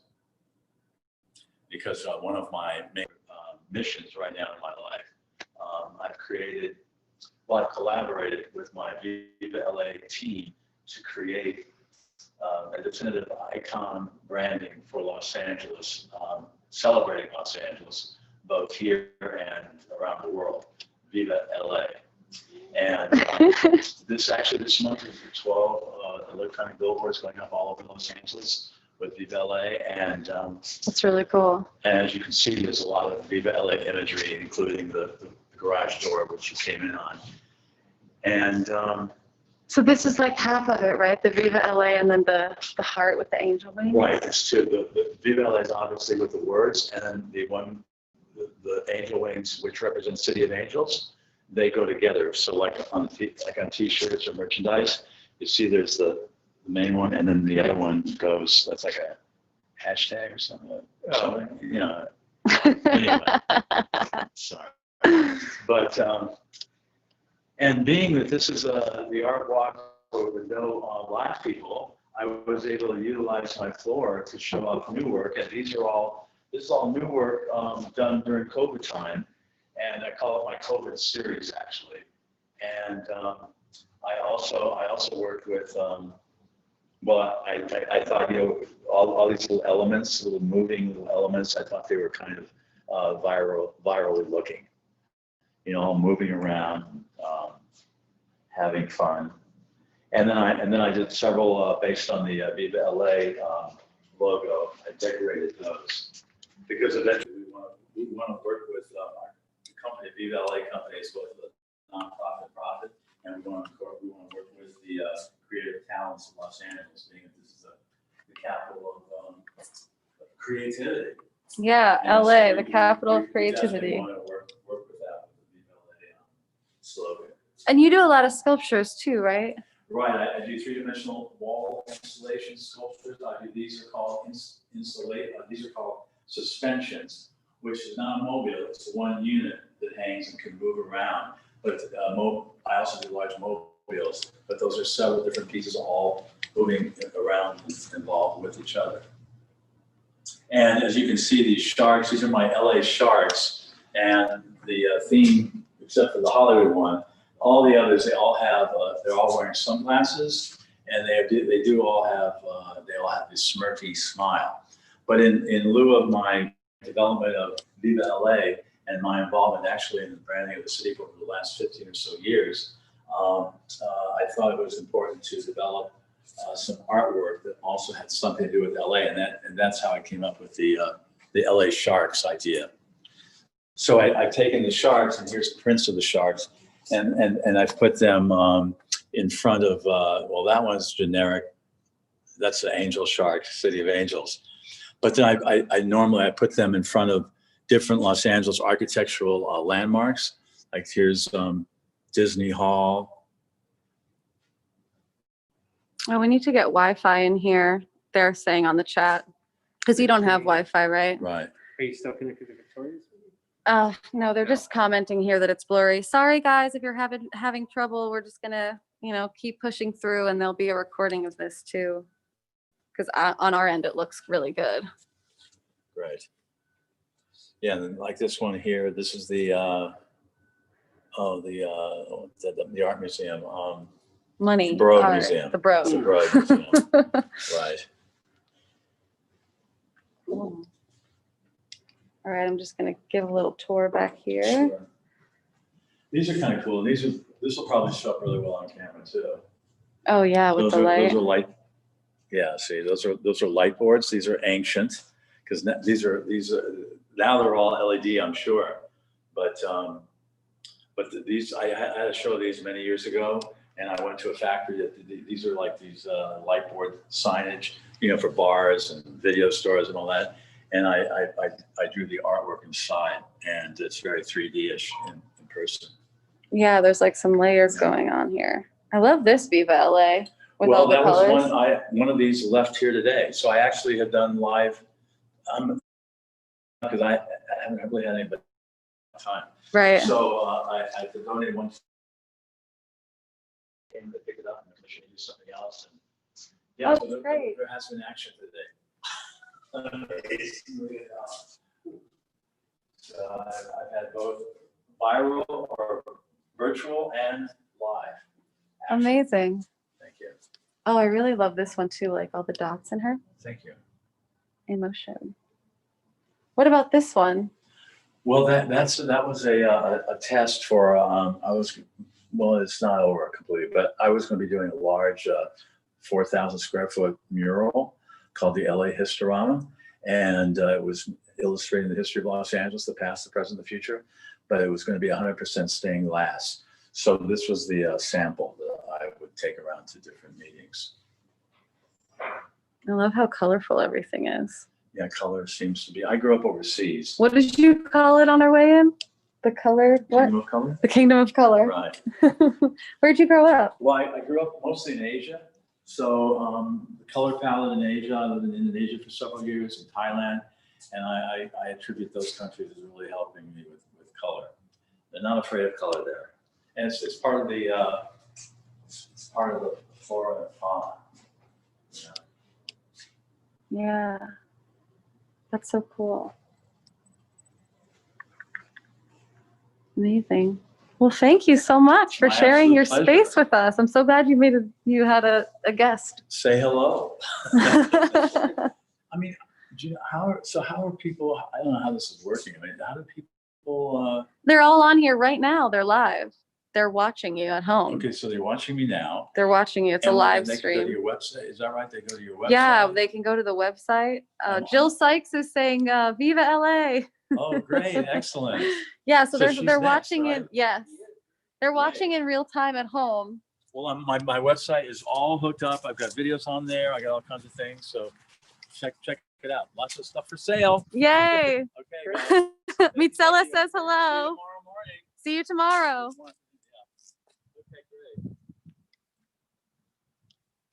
Great.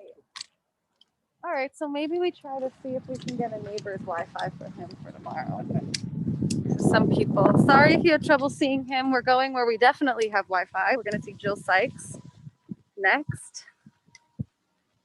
Here we go. Meet some furry friends. Hello. So fun to watch this Oh, yay. live. Hi. Hi. How you doing? Hello, Brewery. Great. Come on in. Hi, friends. That's Miss Hello. Amelia. Oh. All right. Hi, come on in. Let me close that door. Yeah, so- thanks so much. I have a timer now so I can be better on track. It wasn't as great the first time. It's, it's all human foibles. It's live, you know? And it's live. And none of us know what we're doing. So it all works. So, let me quick close this door again. Okay. I'm gonna be locking the other I'll show these older pictures. And these ones are acrylic. door. Here, I just want to close that door real quick. Cool. Thanks. So yeah, speaking of color. Amazing. These are older ones? These I still do these with these works on occasion. Somebody wanted me to do works in a heartbeat. It's, like I said before, they're very fun to work on. They're very freeing.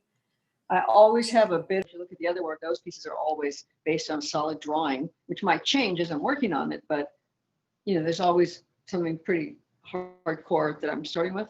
These guys were like a sketch, an idea. And so when I do work like this, I'll do like a little maquette with like oil pastel or something. And some of those ended up getting framed and sold. And like a smaller version? A smaller version. So, does that work? And I would pin them up on the wall so I could look at them. And eventually one of them would rise up to the top of the surface, so to speak. Oh, it's time for that one. And that one gets to be big? Yeah. And so I've got more up there, and like I said, they're very fun. So I'm open to anybody's suggestion. I did get some work done while you were gone. Ooh, show us. Real quick, just these 4 little guys. It's been a very distracting day. These. Oh, they're still wet. They're still wet. Yeah, you can still see the puddles of paint. And what kind of paint is this? It's just acrylic. Okay. It's acrylic, but I sent it through. Sort of hard to see. I discovered. Oh my God! These little tiny bottles that have a needle in them, and you put the paint in, and it comes out the needle, so you can draw with the paint, and you can get. That's how these were done, with a very fine line. Yeah, you can get like finer. Because I couldn't do that with a paintbrush. So that's more the ongoing project I've been doing with my friend Jane. The Jane is the photographer? See that piece there in the corner. So she does the background and then she gives it to you, or? Yeah, we sort of got paired up with a collaboration project, and just quick figured out a cool idea. And we both kind of had to figure out the technical aspect. It's one thing to have the idea, but then you have to figure out, how am I going to do this? And she's a real pro. She just got it together really quickly. So then I had the panels, and she put the photographs on the panels, and then she threw them back at me, and I painted over them.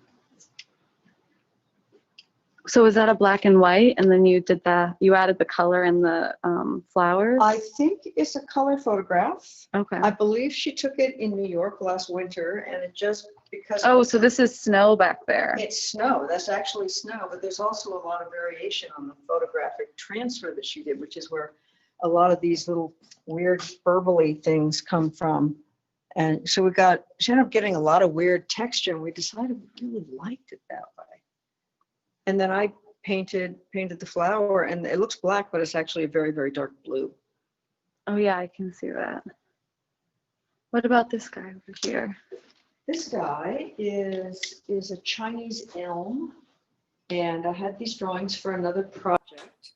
And my motto is to never throw anything away, because, you know. And so I just finally got this idea to do the three of them as a triptych. And I worked the drawings up, and the sort of yellow on the outside, the sort of outline is actually a pale metallic gold. So if you look at it in the light, you can see a bit of the shimmer of the gold. So it's not as intense as like these other pieces over here that are gold paint and gold leaf. This is a little more subtle. These two guys are gold leaf on a panel with acrylic on top. But that's gold oil paint, and that's gold oil paint.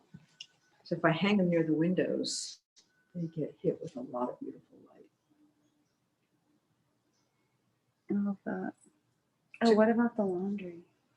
Oh, you want to see the laundry? Yeah. Oh, I hear some good news. I actually sold a piece in between our visits. Oh my God, that's just what Andre said. Yeah. So I got a call. That's so great. And the woman says the one with the cat's still available. Oh, I love the cat one. Yeah. So that was quite fabulous.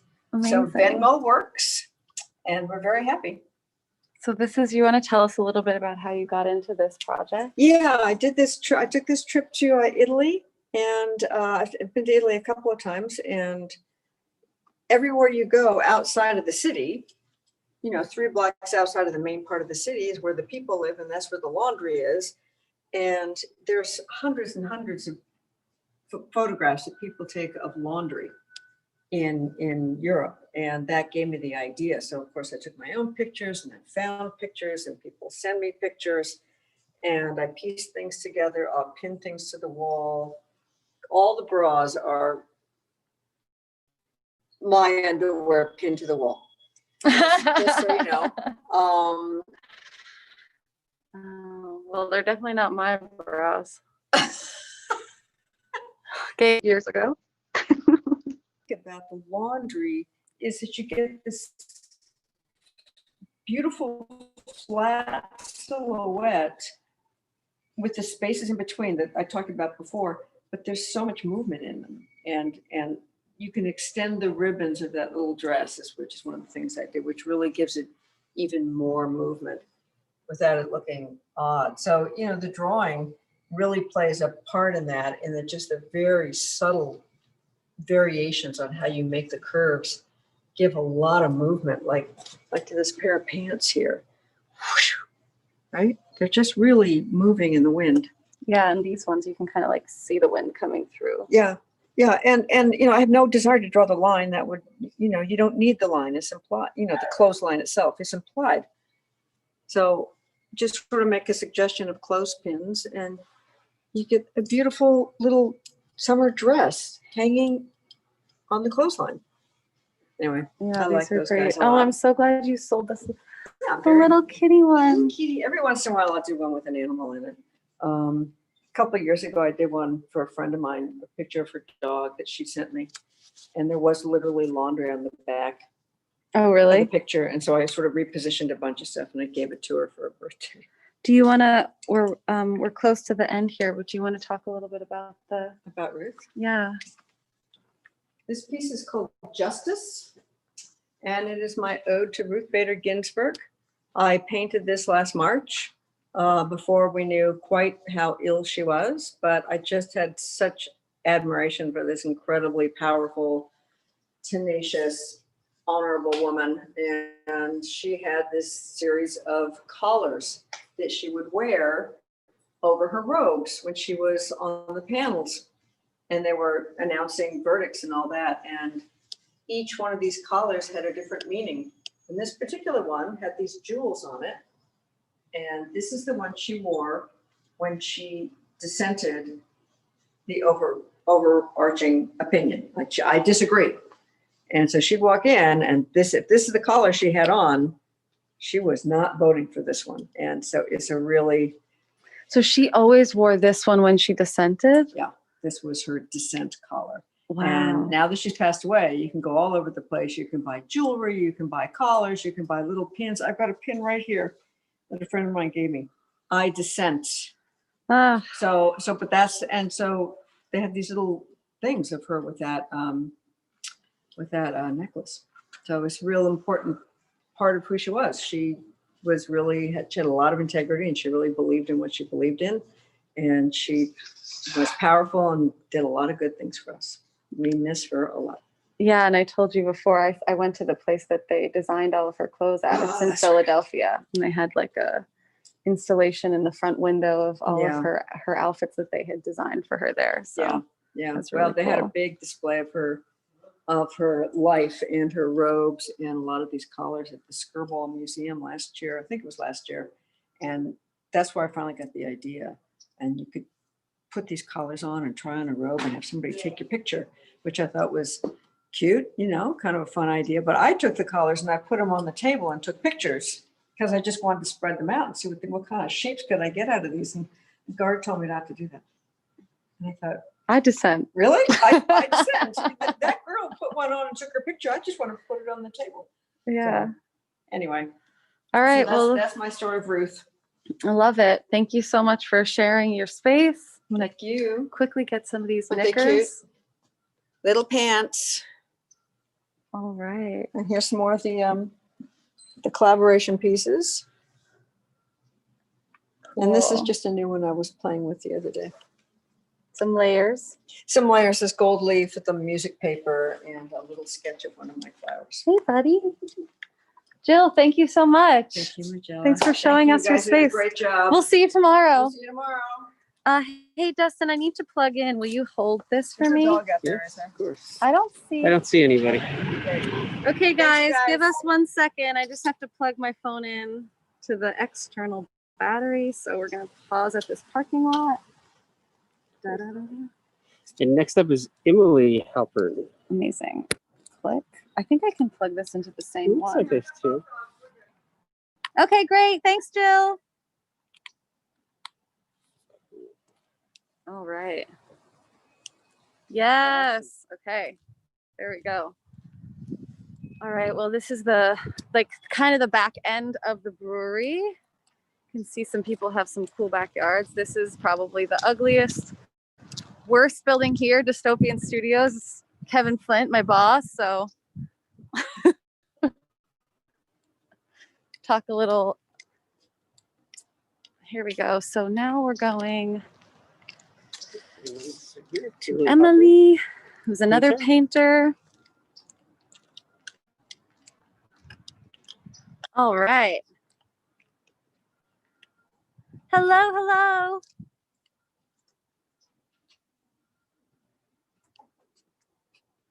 Hi, Emily. Hello, how are you? Good. Welcome back. Thank you. I made a little sign. Oh, perfect. 'Cause sometimes my website is hard to remember. We're getting a little better. We've been putting in the website into the chat as Okay, well. great. So take a look at that. Write it down, guys. This is Emily. Come on in. So welcome to my space. I hope everyone is staying safe and feeling good. So I make large oil paintings, and I've done a lot of them during the pandemic and during the fires. I think if I wanted to convey one thing about my work is that there's hope, even in a time when things have felt hopeless. So, for instance, this one is called End Times. And here we might have like a white power signal and humanity kind of being flooded and whatnot. But there's hope. The sky is still blue. The mountains are still beautiful.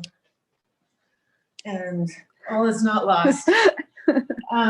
This piece specifically addressed George Floyd and the protests. And again, I like to leave them, my paintings open-ended, so the viewer can decide what they're about, really. This one is like, every time I look at it, I get emotional.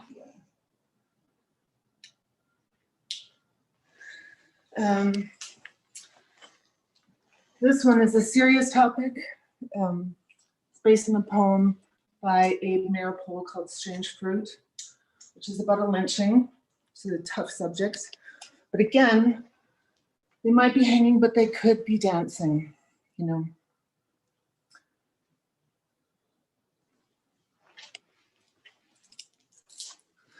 This is Paradise Lost 1. And here we have a companion piece, 2. This one really hits you over the head with color. And it's got a lot of crusty surface qualities, a lot of paint on here, sort of ash-like. It's based on the poem by John Milton, Paradise Lost, but also the town of Paradise that burned down. And this piece here, also, these are my height. I'm 6'4", so some of these pieces. So it's like a self-portrait, but in my mind. So this is sort of a brave piece for me because I'm not using color in a punchy way, but in a more subtle way. And there's a big empty, well, it's not empty. It's sort of got a charcoaly feel here of when the fire has died down, yet there's hope. I see the teal blue as hopefulness coming through.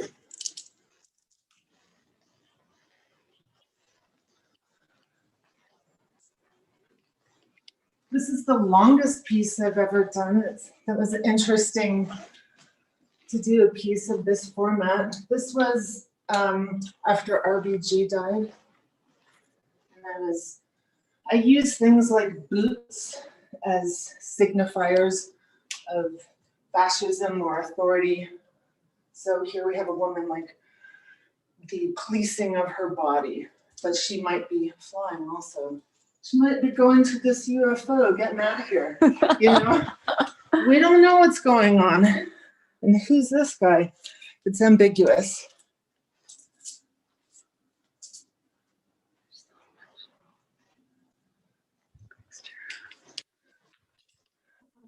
This is a quirky little piece. Happy Little Bridge to Nowhere. It's a scene of San Francisco with COVID swirling around in the air.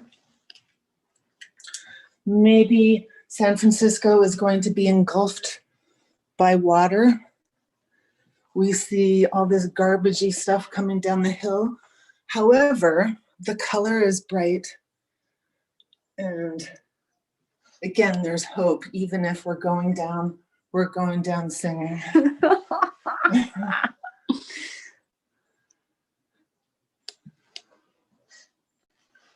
This is another piece about the fires, habitat destruction, but I like this one because of the abstract qualities of the body. So it's still very much about the paint, and the use of paint, and it's got a very crusty surface quality. And I want to get in there real quick. This one.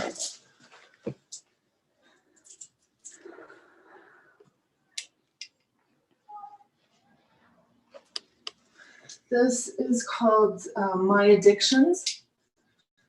And here we have undecipherable feet caught up in another trapeze-like scene.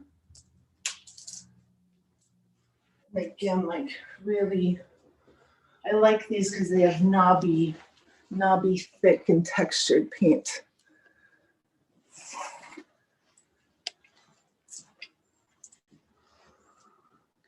Nice. We have just some comments. Frederick Feet, if I'm saying that correctly, is saying the Paradise piece is spectacular.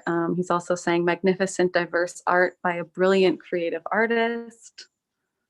Thanks, Frederick. Thanks, Fred. Again, if you're joining me, I'm Emily Elisa Halpern. And then we end with a crazy, happy, weird.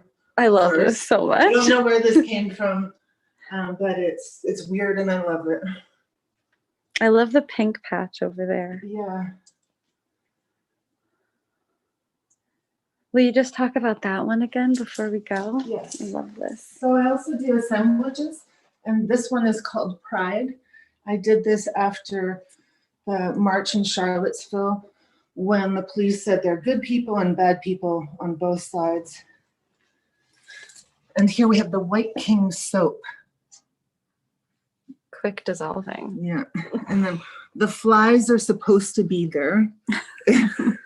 Contrary to popular opinion. Yeah. And then sort of the junkiness and this is about racism.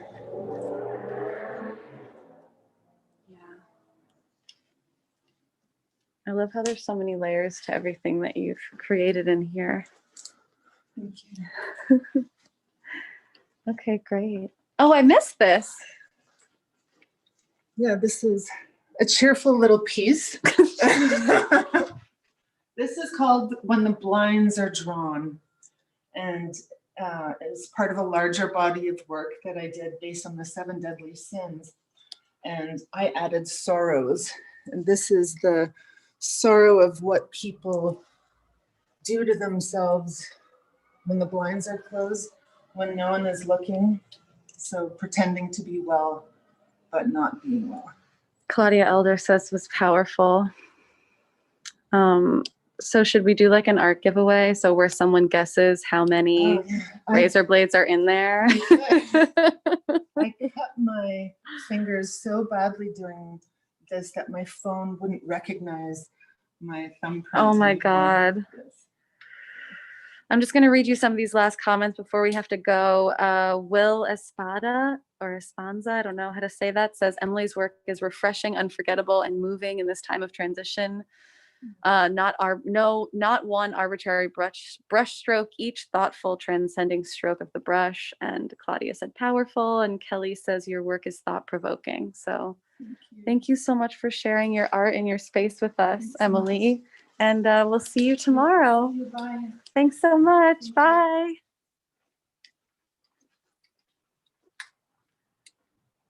All right. Cool. So where are we heading next? All right, next is teal. Oh, yay, teal. Making our way towards the brewery office on the back end of the brewery. This is so cool. We've got shipping containers back here. Some of them are artist storage. I work for a company called Diablo, which is in the front of the molten side of the brewery. For a long time, we had a piece stored in one of these, but we moved it far away.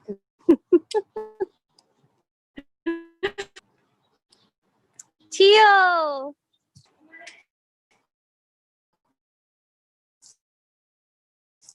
Thank you.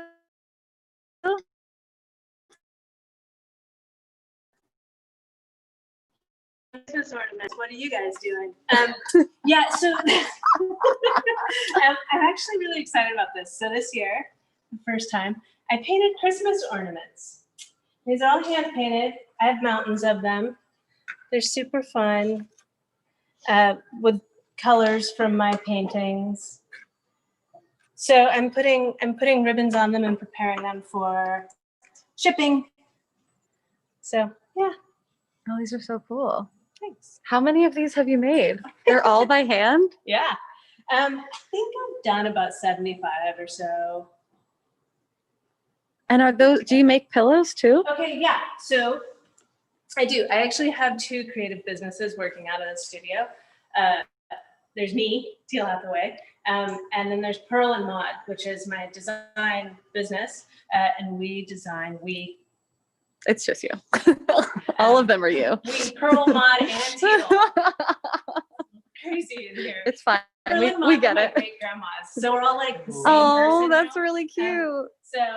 But yeah, so I design fabric and wallpaper. I just released these pillows. They're available on my website, and they're pretty cool. So, oh, hello, you're right there. So this is one of my Pearl and Mod fabrics, and it's double-sided with this slick apple-colored velvet on the back. Oh, that's cool. Are these hand painted or how do you, are they printed? They are printed. I have the fabric printed and the wallpaper manufactured. And then these were actually sewn by one of our wonderful neighbors right here on the brewery property, who's sewing pillows for me these days. So yeah, that's what that's about. You can see I have some yardage of various fabrics around. And oh, well, I even have, it's the holiday season, so it's like, oh, well, let's make gift things. So nobody knows about this yet. And now the whole internet's gonna know.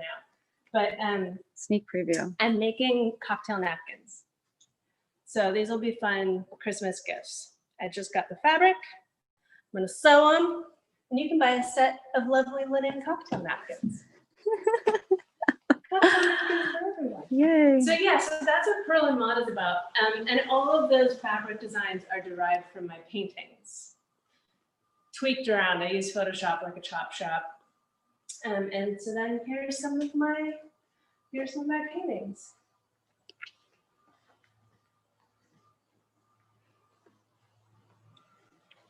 Those are a series of acanthus leaves. So I like architectural details, and a lot of architectural details happen to be classical.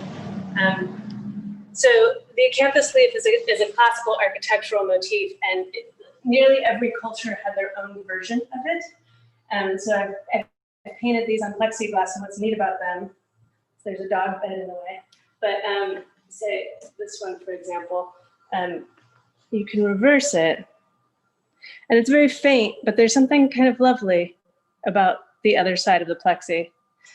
So, yeah. Cool. And then what is this series here? These are also on the same frosted plexiglass. These are abstractions of various streetlights around Los Angeles. So this is from a show, an installation I did about Los Angeles and being from Los Angeles and various neighborhoods in Los Angeles, identified by streetlights, because Los Angeles has more streetlight designs than any other city in the world. Wow. Yeah. Well, Paris says they do. So there's this real nerdy, like, argument battle between going Los on. Angeles and Paris about who has more streetlight designs. But yeah, Are these done in spray paint? these are spray paint on frosted plexiglass with gold leaf. Cool. Yeah, But these so if you catch are it in the right paintings. direction, they look turned on. Yeah, these are hand painted. But this is part of the same series. No, I wouldn't say it's part of the same series, but it's definitely a continuation of the theme. These were actually the first paintings I painted after lockdown. This light right here is right there. So you actually, I don't know if you can see it through my screen door. It's up there. Can you Oh see wait, it? can they? Can you? Dun, Yeah, dun, there it dun. is. There it is. You totally got it. So, everybody was pretty concerned when, and not that we aren't still concerned, sure, but there was a lot of concern. So kind of painting what was in the neighborhood. And in fact, this more industrial light is over towards Barbara's in the center of the property. Oh yeah, I recognize that one actually. So I painted my immediate surroundings, and they're muted. I mean, you can tell. I think they're lovely, and I'm really interested in the people's connections to places and that kind of that bit of your soul that you leave behind when you've enjoyed or not enjoyed or whatever, acknowledged a space. And I also think streetlights are kind of romantic. I mean, they have this history of, you know, security and a lot of functionality that go along with them, as well as casting really beautiful light. I'm a big fan of light. But these are very muted. And then I was out of content. I needed photos of streetlights. So that's where this series came from that I got on the wall since this morning. Yeah, this looks great. So these were all photographs sent to me from people all over the place. That one's from La Cañada. Somebody was like, hey, this was in the Trader Joe's parking lot. I mean, this was lockdown, right? This is, you have a very small route. You can walk your neighborhood, you go get some groceries real quick. And so these were things that people were sending me from places in their immediate circuit, from across the world. So, and it became more vibrant. I needed to infuse that joy into my life and try to infuse it into everybody else's too. Needed some oomph. Yeah. So I want to run over here and show these before we get out of here. yeah. So these are there's kind of two themes in my work. I think two of architectural ornament and then street lights. These are more on the architectural ornament side, and I'm frequently trying to figure out how to resolve them and erase them at the same time. And it's a real exploration in paint technique and loosening up for me. It's always a challenge to loosen up. I used to be a very tight painter, and it seems like the ultimate challenge is to lighten up. Lighten up, got it? Lighten up. I got it. Lighten up, Francis. Yeah. Totally. Amazing. Thanks for the reminder. Well, thank you so much, Teal. I'm so glad you hung these. I can't wait to see what you'll be working on tomorrow. Oh yeah. Well, we'll see. I actually did some tests today. I'm mixing a custom gold paint. I don't really like any of these yet, but I'm doing hand embellished prints. Metallic paints are super challenging. I don't know if you know anything about them, but they're just not that great. So finding the right combination and the right application process for what I want it to look like is gonna, it's a process. Great. So everyone tune in to see tomorrow the metallic paint.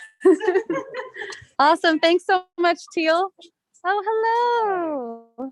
It's the great JoJo handoff. Trading off. Oh my God. Hi, JoJo. I love you. Can I say hi? Oh, bye. Oh, okay. Later. See you tomorrow. She's actually really shy, and she sounds kind of gruff, but she's really sweet. Let me turn off the sound here. Oh, look. Did you make drinks for all of us? I did. So Teal and I generally on Saturday evenings after Artwalk, we tend to have a social hour. So I make cocktails for any of the crew that wants a cocktail. Grab it and enjoy. So welcome back, everybody. I'm Marshall, and I changed out some stuff from this morning. So it's a little different, not a lot, but I changed out this image. This is from La Jolla. This was a sunset that just kind of kept going for about 30 minutes. Wow. And it was just really amazing, and had the opportunity to just really enjoy this one a lot. This is printed on metal. So I do prints on multiple mediums. The metal and the metallic paper tends to make the colors really, really pop. Is this a time, like over time, or? So this is a long exposure. So you can tell that because the water is kind of blurred. And so I used to shoot a lot at the beach, and I really worked hard to learn how to take long exposures that weren't too long. So you still get some of the waves in the work, but you also get the water to blur. So you kind of get this happy medium. So I've got quite a few images that kind of have that effect in them. And then this is Scripps Pier. This was something that took me a few months to get exactly the way I wanted to get it. Wow. So it was a tricky image. But again, this one's on metal.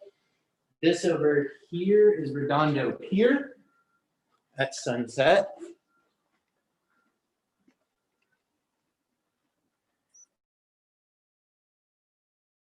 I live on the West Coast where you can stand kind of on the pier and look out to the pier with the sunset behind you. So you're actually, you know, the pier is actually going in a way that you're able to see the people and see the pier with the sunset behind it. These are Chinatown. This was walking around. Such a great little area. There's so many cool colors and just so many cool contrasting, you know, things there. This is an image that's really interesting because this building no longer exists. I was very fortunate to have about 45 minutes in the building. So none of the images that I was able to take there were staged. This is just how I found everything. I think this is one of the ones I have. It is. And that was just an amazing experience. It's very sad that building got torn down. But, you know, as is with a lot of things in LA, that's what's happened over the last few years. This is LA from towards Angeles Crest, looking back towards the city. Super, super crazy to see the city in that way. I've never quite seen it that way before.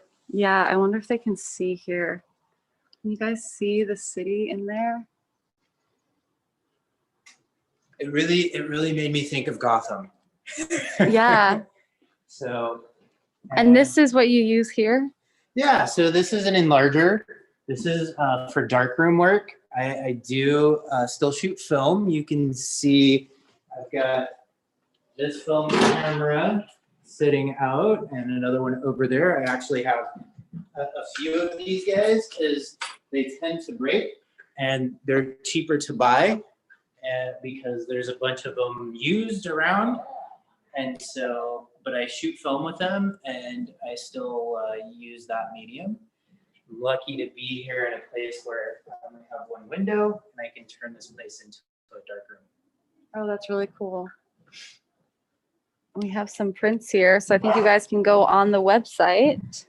Yep. Which was just typed into the chat, I believe. Yeah, we have both Teal and Marshalls there. So cool. Yeah, as a photographer, I feel very fortunate because I shoot a lot of landscape and cityscape stuff. Hi, Jojo. And I'm very lucky because I get to travel around and see so many things that I would otherwise not be able to see. Yeah. So anyway, that's okay. Hi, babe. All right. Well, we're about to go hit up our last artist. Awesome. Upstairs. And then can I come back and grab? Of course. Yes. Okay. We'll see you in a second. Hi. Nice. No jumping. Hi, Jojo. All right. We'll see you later. We'll see you in a sec. Okay. We're going to go to our last thing. Hey, babe. You have a friend. I'm so sorry. Jojo, hey, Jojo, you get inside. You are in trouble. All right. So many great dogs. I agree. So this is the brewery office, which obviously isn't open to the public right now. Got our lemon trees. This is on the other side of this building is Poetic Kinetics, which is a really cool sculpture company. A bunch of really great artists work there, and they make stuff for Coachella and other things. Hi. Also, there's Diavolo and OTMFC, which is a film equipment rental facility. Here we go up to see our last artist. Mixed media. And I'm very excited. We saw her first on the last round. Hello.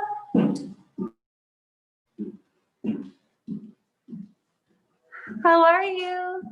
Hello. Here we go. Hello, how are you? Hello. Nice to see you again. Oh, you added something on the ceiling over here. Yes. More elements. So, nice to see you. My name is Francine Lecoultre. I am an artist and a designer. And today I will present new paintings and sculptural pieces. Amazing. So here you have the latest pieces. And they are silk screening with 3D printing pieces. Are these like claws or what would you Yes, call they're kind those? of claws, and I kind of like the contrast between the paint and the aggressivity of the pieces, like anger or like fear or something like that, right? And also the red, this bloody red, so dangerous, yes. And here, let me just have a look at the light. Oh, yes. Oh, wow, you added some more stuff. Yes, I brought these are my happy pieces. I can see that lately I've suddenly gone more into orange and yellow and some pieces that bring you joy. Yeah, we all need a little joy. And also, as you can see, I love the little crystals and sparkle, like playing like a little girl, who does not like little sparkly things? So that's what I've been working with. Are these silk screens? Yes, these are silk screening, and then here it's actually mostly silk screening, yes, or printing. Oh, look, you put the leaf up? Yes, so the leaf has LED lights. Wow, I love this. Mhm. Is this one latex? That's silicone. Silicone. This one is latex. And how did you make these? So I have been molding, this is a leaf of rhubarb, and I've been molding the real. And, I'm very concerned about nature. So they come actually from the garden of my, at the time we could carry anything we wanted. And the leaf has been molded. So this is kind of like a support for nature, I'm very much into green and nature and conscious about. Oh, we didn't see these ones. Oh, yes. You want to go there? Yes. Okay. Oh, I love the lighting. We can really see. Yeah, because now we have the lighting. So these are corset made with plants as well. And this is artichoke leaves. So I collected the leaves and dried them, and you have many layers on these pieces. And they built on a historical costume. I'm a costume designer as well, so I'm fascinated by the body and pieces fitting. And these have crystals as well.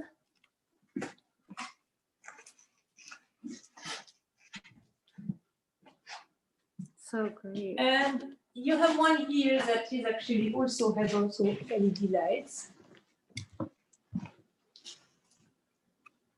Are those leaves as well? Yeah, they are embossed leaves.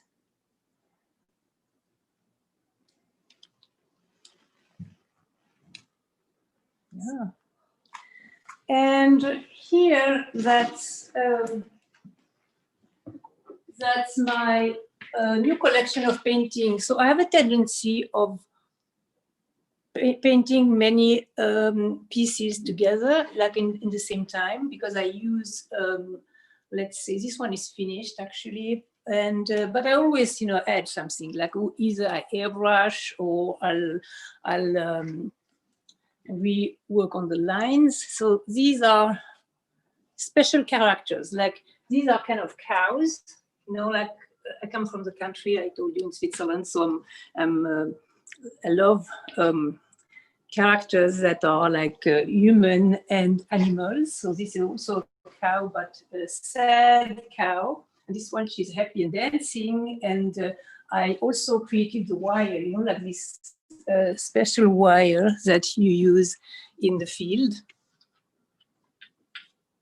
So it's kind of like a prison, like she's in a prison in a costume that is like a tight, trapping her. Yeah, exactly. Like she's wrapped in this costume. It's me, probably. And these are some fabrics that you made? Yes, so I also created these fabrics. So these are cellulose fibers. And this collection here, this is my alien fabric. Oh, I get that. So, yes. So sometimes, I work in the movie industry and I create fabric for special characters. And so they were like, oh, Francine, we want some alien. Okay, well, what is an alien fabric? I mean, you just have to come up with something that's weird, Yeah. Weird and a little, sometimes. Texture? Yeah, texture and maybe a little disgusting. Why not, Mhm. So I work a lot with silk velvet and extremely beautiful fabric, but sometimes I like ugly, There is, I think, a power in ugly that is, like I work also, I do horror movies, and it's like, how can you make it like that people have fear? And this painting here is like, I call them the travelers, les voyageuses.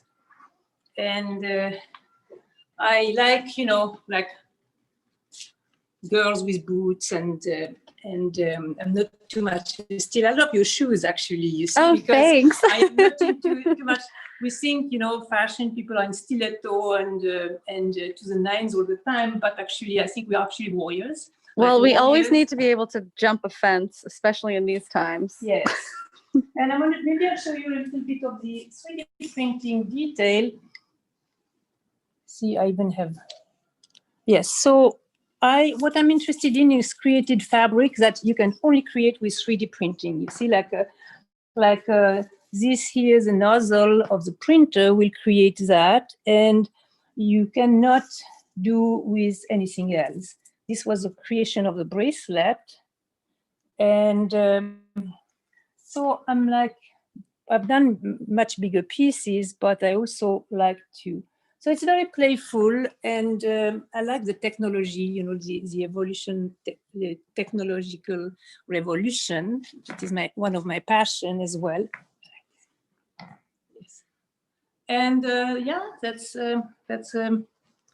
about it. Well, these are so great. And here, yeah, 2 more corsets.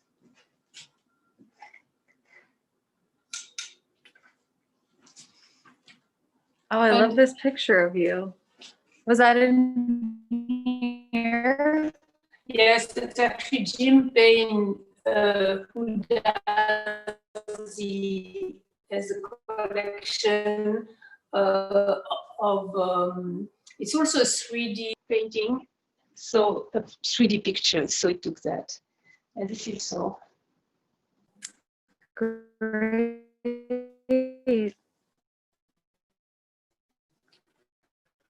Yeah, this is so cool. Everything out from this morning. Well, I have your little boxes and portfolio, and I thought it's time to just take this out and give them another life, right? Yeah, thank you so much for sharing everything with us. Okay. It's great. I love that. I'm really obsessed with these leaves.